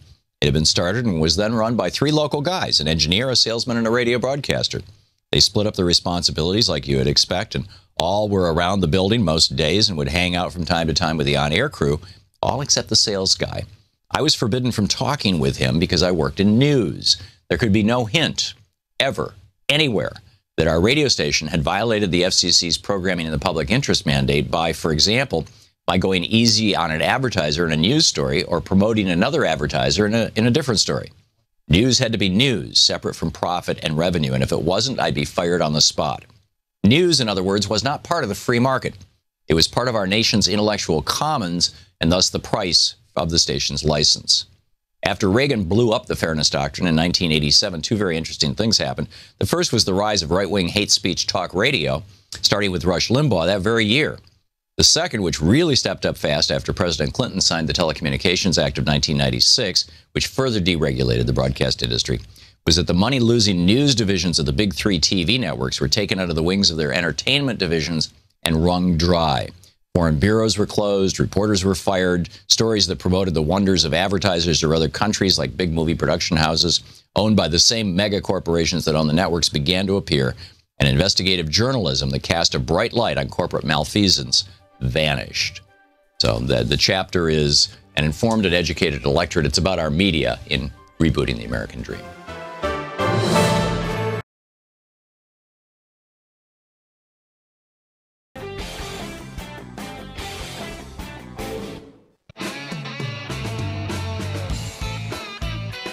Welcome back. Thom Hartmann here with you, and Lou in Indiana. Hey, Lou, what's on your mind today? Hi, Tom. Kudos to your crew and all the people you mentioned on your show today for your move. Thank you. And I'm glad you're back. I didn't see Rich as much as I'd like to, but however, I called today because I am so disappointed and disgusted at the Republicans for this thing about the CHIP program and how they're using it. The Children's Health Insurance Program. Yeah. Yeah. And how they're using that as a bargaining tool to get the Democrats to do something. And it's just amazing that they would use 9 million children as a bargaining tool. I just find it despicable. And wait a minute, Lou? And it's beyond my comprehension. Lou, are you telling me seriously that you are shocked that Republicans would use children as human shields? I'm not surprised at all. I'm sorry to hear that, but no, I don't know. And then I'm horrified. My psychiatrist today, and he's from Puerto Rico, and so we were talking about that down there. And I think, and the regime is the right word for this administration. Yeah. And I think they should be held criminally responsible for some of the deaths down there because of their lack of empathy and compassion. And it's just, there again, it's like, I don't know why I'm shocked by it because I've seen it most of my life. Yeah. But I was glad to see that in Michigan, some of those people are being held criminally liable for their behavior in that water. Yeah, but they just got the low end gophers basically. I mean, it should have, in my opinion, it should have gone up to the governor's office. But yeah, I'm totally with you, Lou. Thank you for the call. I mean, very, very well said. The Children's Health Insurance Program, also known as the CHIP program, CHIP, Children's Health Insurance Program, provides health care to 9 million children in the United States. And these are, by and large, very needy children in crisis, children in foster care, children of great poverty. And the Republicans refused to renew the program when it expired. Now, the states still have anywhere from 3 to 8 or 9 months worth of funding, depending on the state, depending on how rapidly they burn through the money. So it's not shut down yet. And you're right, they're doing it as a bargaining chip. The Republicans are going to say to the Democrats at some point, we want you to give us X, right? The border wall. or the change CPI to cut Social Security, or whatever it's going to be. The Republicans are going to come to the Democrats and they're going to say, we want you to give us this, and in exchange for that, we'll give you health care for 9 million children. And it's going to be a real train wreck. And it just once again demonstrates how these people who call themselves conservatives are not. They're not. I mean, what does that word even mean anymore, other than corporatist and lover of fat cats? It's remarkable. Michael in Michigan. Hey, Michael, what's on your mind? Yeah, hi, Tom. Good to have you back. Thank you. Good thing you didn't have to say Cassopolis. Having Cassopolis. William Cass was an abolitionist. He ran back in the 1820s, 1830s for sheep, and he lost to a man that just say his loyalties went to the Confederacy. But Cassopolis is a nice place. But anyway, I called to talk about the First Amendment, Tom. Okay. It doesn't state a time or place where you can peacefully protest. And workplace protests brought us the 40-hour work week, the weekend, occupational safety and health standards, and a lot of other things I don't have time to go into.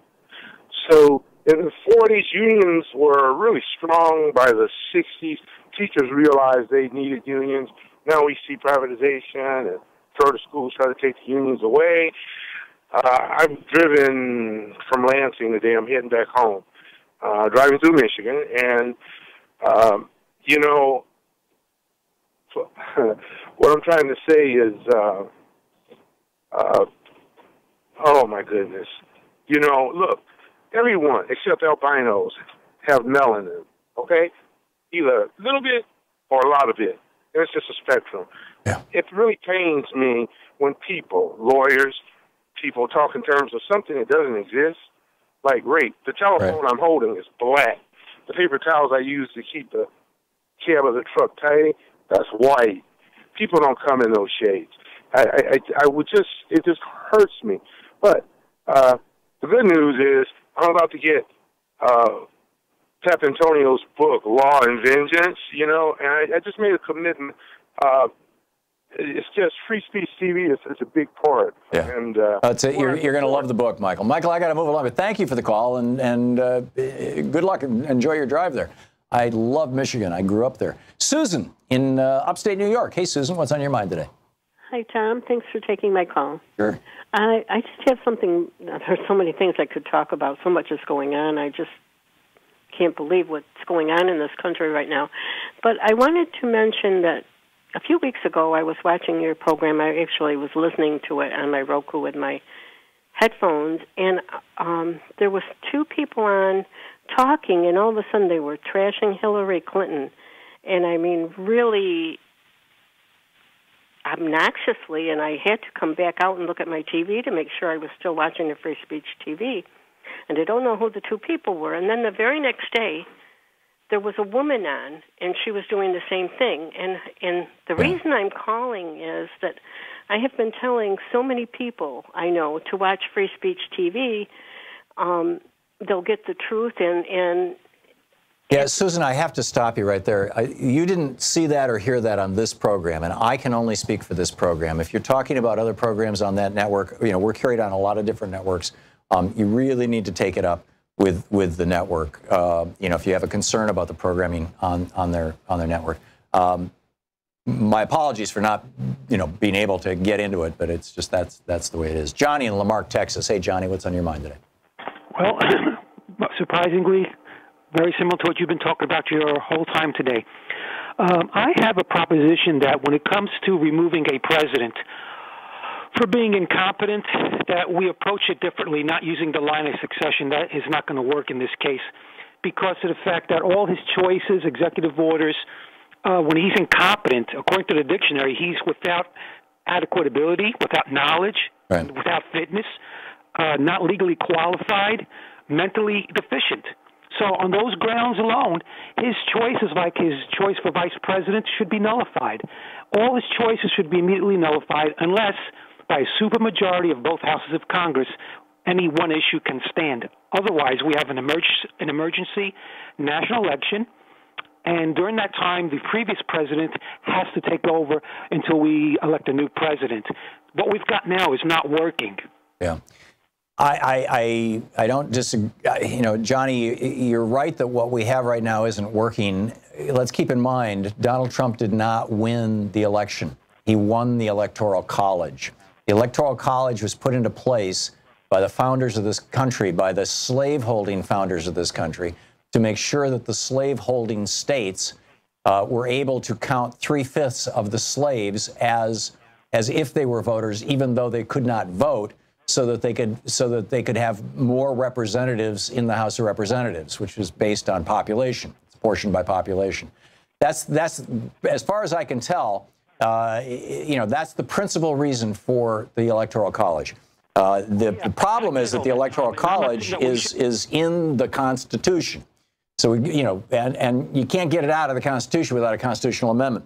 But there is an effort by the states, by a number of states, to get around the Electoral College. And we will, you know, I want to get the folks, I think it's Fair Vote is the folks who are doing that. But whatever it is, I want to get them on and do a show on it one of these days. Let's see here. Coco in Brandon, Florida. Hey, Coco, what's up? Good afternoon, Professor, old buddy. How you doing there? Good. What's on your mind? I find a little anxiety. Hopefully I'll do this okay. I'd like to share, this could save, this is really important and can save some lives. I stumbled across this thing from a nutritionist I know. It's called The Truth About Cancer. And they collected a bunch of doctors who had their own experiences where they got cancer and then realized that the typical traditional therapies wasn't working. So starting tomorrow at 8:30 is a repeated symposium that I was fortunate to listen to a week ago, and it's a repeat live stream. It's a 3-day event where you can hear these doctors give their presentation on the latest true science of cancer and their own testimonials, and then the nutrition. Just a whole bunch of really high tech doctors. It's really cool stuff. It's phenomenal. Yeah, let me suggest though, Coco, you know, I have known people. In fact, a friend of mine had colon cancer. This was 30 years ago, and he was a big follower of macrobiotics. And Misha Kushi was still alive, the founder of the macrobiotic movement. And this guy was convinced by the people in the macrobiotic organization that he was a member of in Boston. We were living in New Hampshire at the time. Was convinced by them that if he simply went on a macrobiotic diet and was super rigorous about it, he didn't need to have and at that point he had one tumor in his colon that could have been removed and his life could have been saved. He didn't have to have that done. He died 6 months later because, you know, the diet did not solve the problem. So, you know, just be careful. Be really careful. This may be an absolutely wonderful thing, but just be careful. We'll be back with more of your calls after this. It's the Thom Hartmann Program, and it's coming up on 45 minutes past the hour.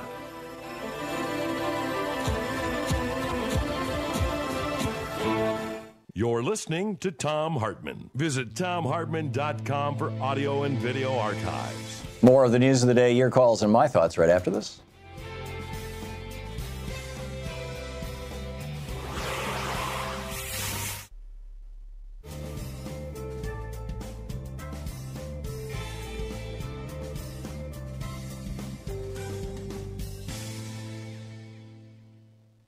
And welcome back.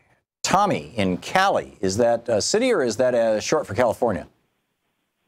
Short for California. We're up here in Los Gatos off the summit, trying to dodge the hot air and all the fires up in Napa. If everybody can throw a prayer out for those folks. Oh yeah, it's a screaming disaster what's going on in California. They're on it today though, Tom. They got everybody.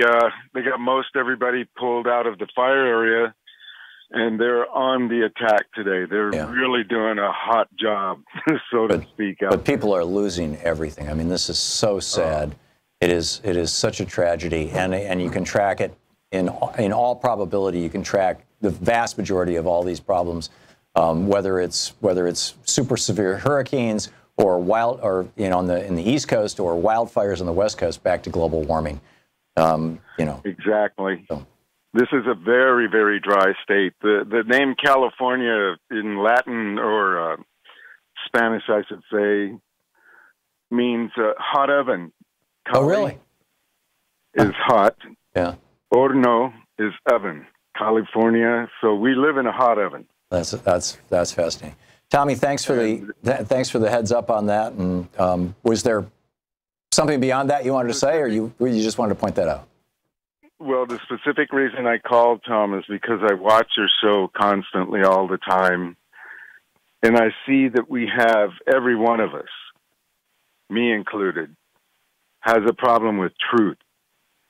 The truth about what happened when this nation was created. Why we're in such a debacle over different cultures living together. Why the Constitution protected slavery, why to the African community the American flag represents nothing more than the Confederate flag. The nation... I'm not sure. I would say the vast majority of African Americans would not agree with that last statement, Tommy. And in fact, that's the kind of thing that Trump is trying to say about these NFL players, that they're disrespecting the flag. They are not disrespecting the flag. They're showing the highest respect for the flag. Right. That's not what I'm trying to convey. Okay. It's not a disrespect. But I get it that, this country has been brutal toward Native Americans, African Americans, Hispanics, basically anybody who's not white and of a European ancestry. I get it. Exactly. I get that. And that's a banner. That's like a banner that represents that oppression. And that's why they turned their back on it. But they didn't. They're not turning their backs. They're if you're talking about the NFL players, they're going to one knee.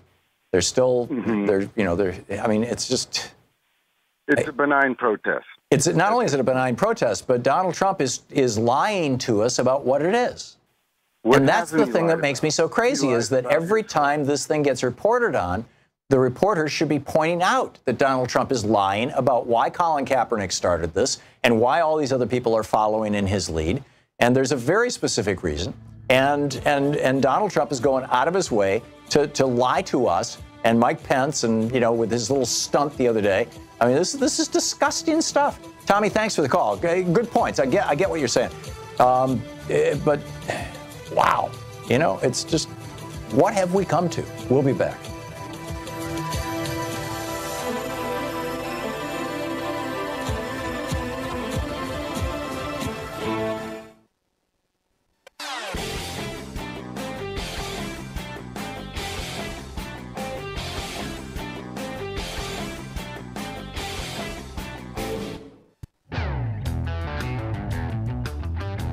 Welcome back. Anita in San Antonio. Hey, Anita, what's on your mind today?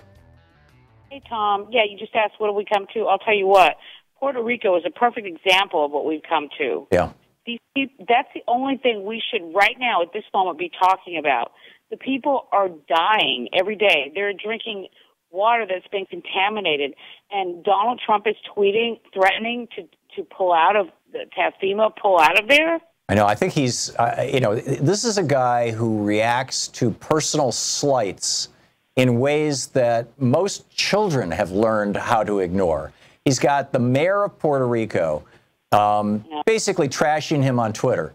And I think, I could be wrong. This is just, and maybe I'm just imagining it, but I think that the reason why Trump is trashing Puerto Rico in general is because he's upset that the mayor of San Juan, I guess it is, that the mayor of San Juan is calling him out, and he doesn't like it.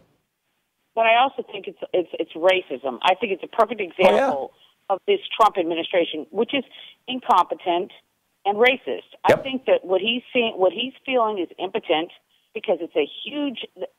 Let's face it, Puerto Rico. The hurricane that went through there was huge, and the Puerto Rican economy was bad at the time, and the infrastructure was bad, and it's not like we can't do anything about it. That's not. I mean, we rebuilt Japan, for God's sakes, but he feels he can't. He feels impotent, and so he is just, or he's bored. Maybe he's just bored with dealing with hurricanes. I think I think he is an immature, narcissistic, moderate IQ con man and admitted sexual predator and convicted con man. I mean, you know, as a caller earlier said, and it's a statement worth repeating over and over and over again. Anita, thank you. Thank you for the call. Catherine in Sun City, Arizona. Hey, Catherine, what's on your mind today?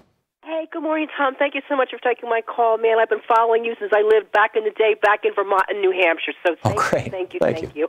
And I kind of tuned a little bit late, so I hope I'm not being redundant. But there's two issues I just wanted to bring up, and one sort of goes on the curtails of the last two people to call. Okay, in regards to Puerto Rico, I am very alarmed and concerned that members of Congress, with a few exceptions, let's be fair, a few exceptions, have not stood up and really called out the president on his attitude toward Puerto Rico, Puerto Rican people. Not the country, the people.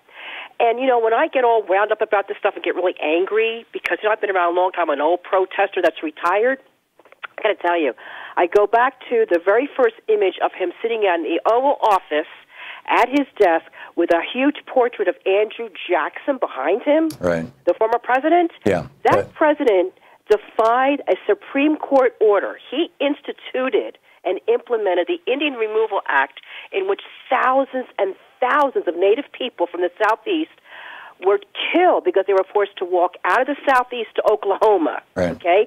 And Jackson's attitude, when he was told, hey, President Jackson, you can't do this because the Supreme Court, you know, decision, he said, so let the Supreme Court put it, you know, implement it. No, what he said, he thumbed specifically his nose at the Supreme Court, and this president, you know, thinks he's wonderful because this was genocide.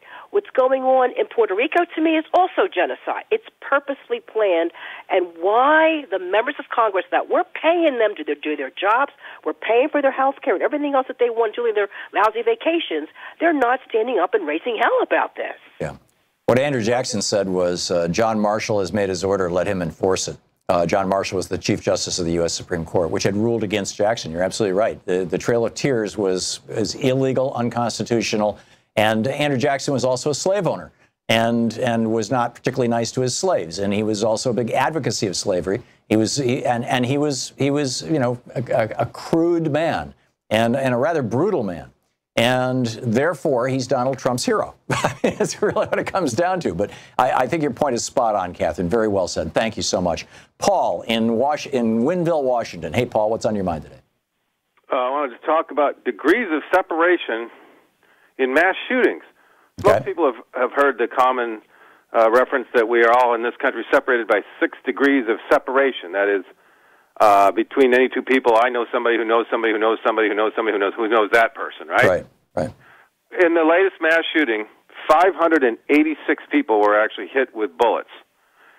That's just too short of 49 dozen, by the way. Throw in the people that were injured in the melee, just being run over and stuff. You've got over 50 dozen people injured. But so when you multiply by 586. The degrees of separation between anybody in this country and somebody who was shot at that incident goes way down, and I've calculated to about 3 degrees of separation. And in fact, I found out days later that I am separated by someone who was actually shot by just 3 degrees. Wow! As a matter of fact, so are you, because you happen to know the same person who's the first degree that I know.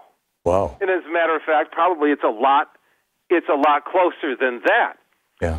When you think about the 20,000 people who were there, how many degrees of separation is it between 20,000 people who were at the incident, maybe not necessarily there, and then you start adding in all of the mass shootings all together. And how many degrees of separation is it then before you know somebody who's been shot? Look how many people know Steve Scalise. Yeah. And when you start looking at in the last 30 years of mass shootings, I suggest that every single person in this country is a first-degree separation or second-degree with one of these shootings, and that the probability that it would be you is actually quite high. Yeah. 20,000 people in that crowd, and 586 were shot, 600 people out of 20,000 is more than almost 3%. Your chances of being shot at that was 3%. Do you think that anybody was walking down the street, would you leave your house if you thought the chances of being shot was 3%? That's very high. Or would you get on an airplane if 3 out of every 100 airplanes fell out of the sky every day? I mean, that's the metaphor I find most useful to explain risk to people. But yeah, I'm well said, Paul, as always. Thanks so much for the call and for wrapping up our show that way. Thank you so much for being with us today. We'll be back tomorrow with Anything Goes Friday. And in the meantime, don't forget, democracy is not a spectator sport. It requires all of us. It requires you. It requires me. We've got to get engaged. This is a serious time of crisis. Tag, you're it. We'll see you tomorrow. Have a great afternoon.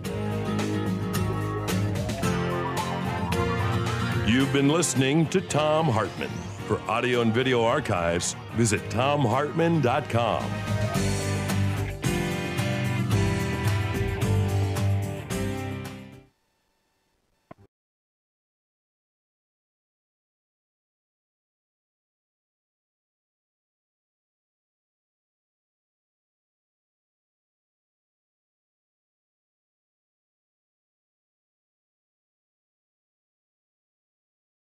The Thom Hartmann Program is brought to you in part by the Aiden Forecast, an investment newsletter with weekly updates of leading market indicators and a monthly deep dive into what the details of the economy and the markets mean for investors and retirees. On the web at aidenmarkets.com. Wines have some of the highest pesticide levels in our food chain. This hour brought to you by ecowine.com.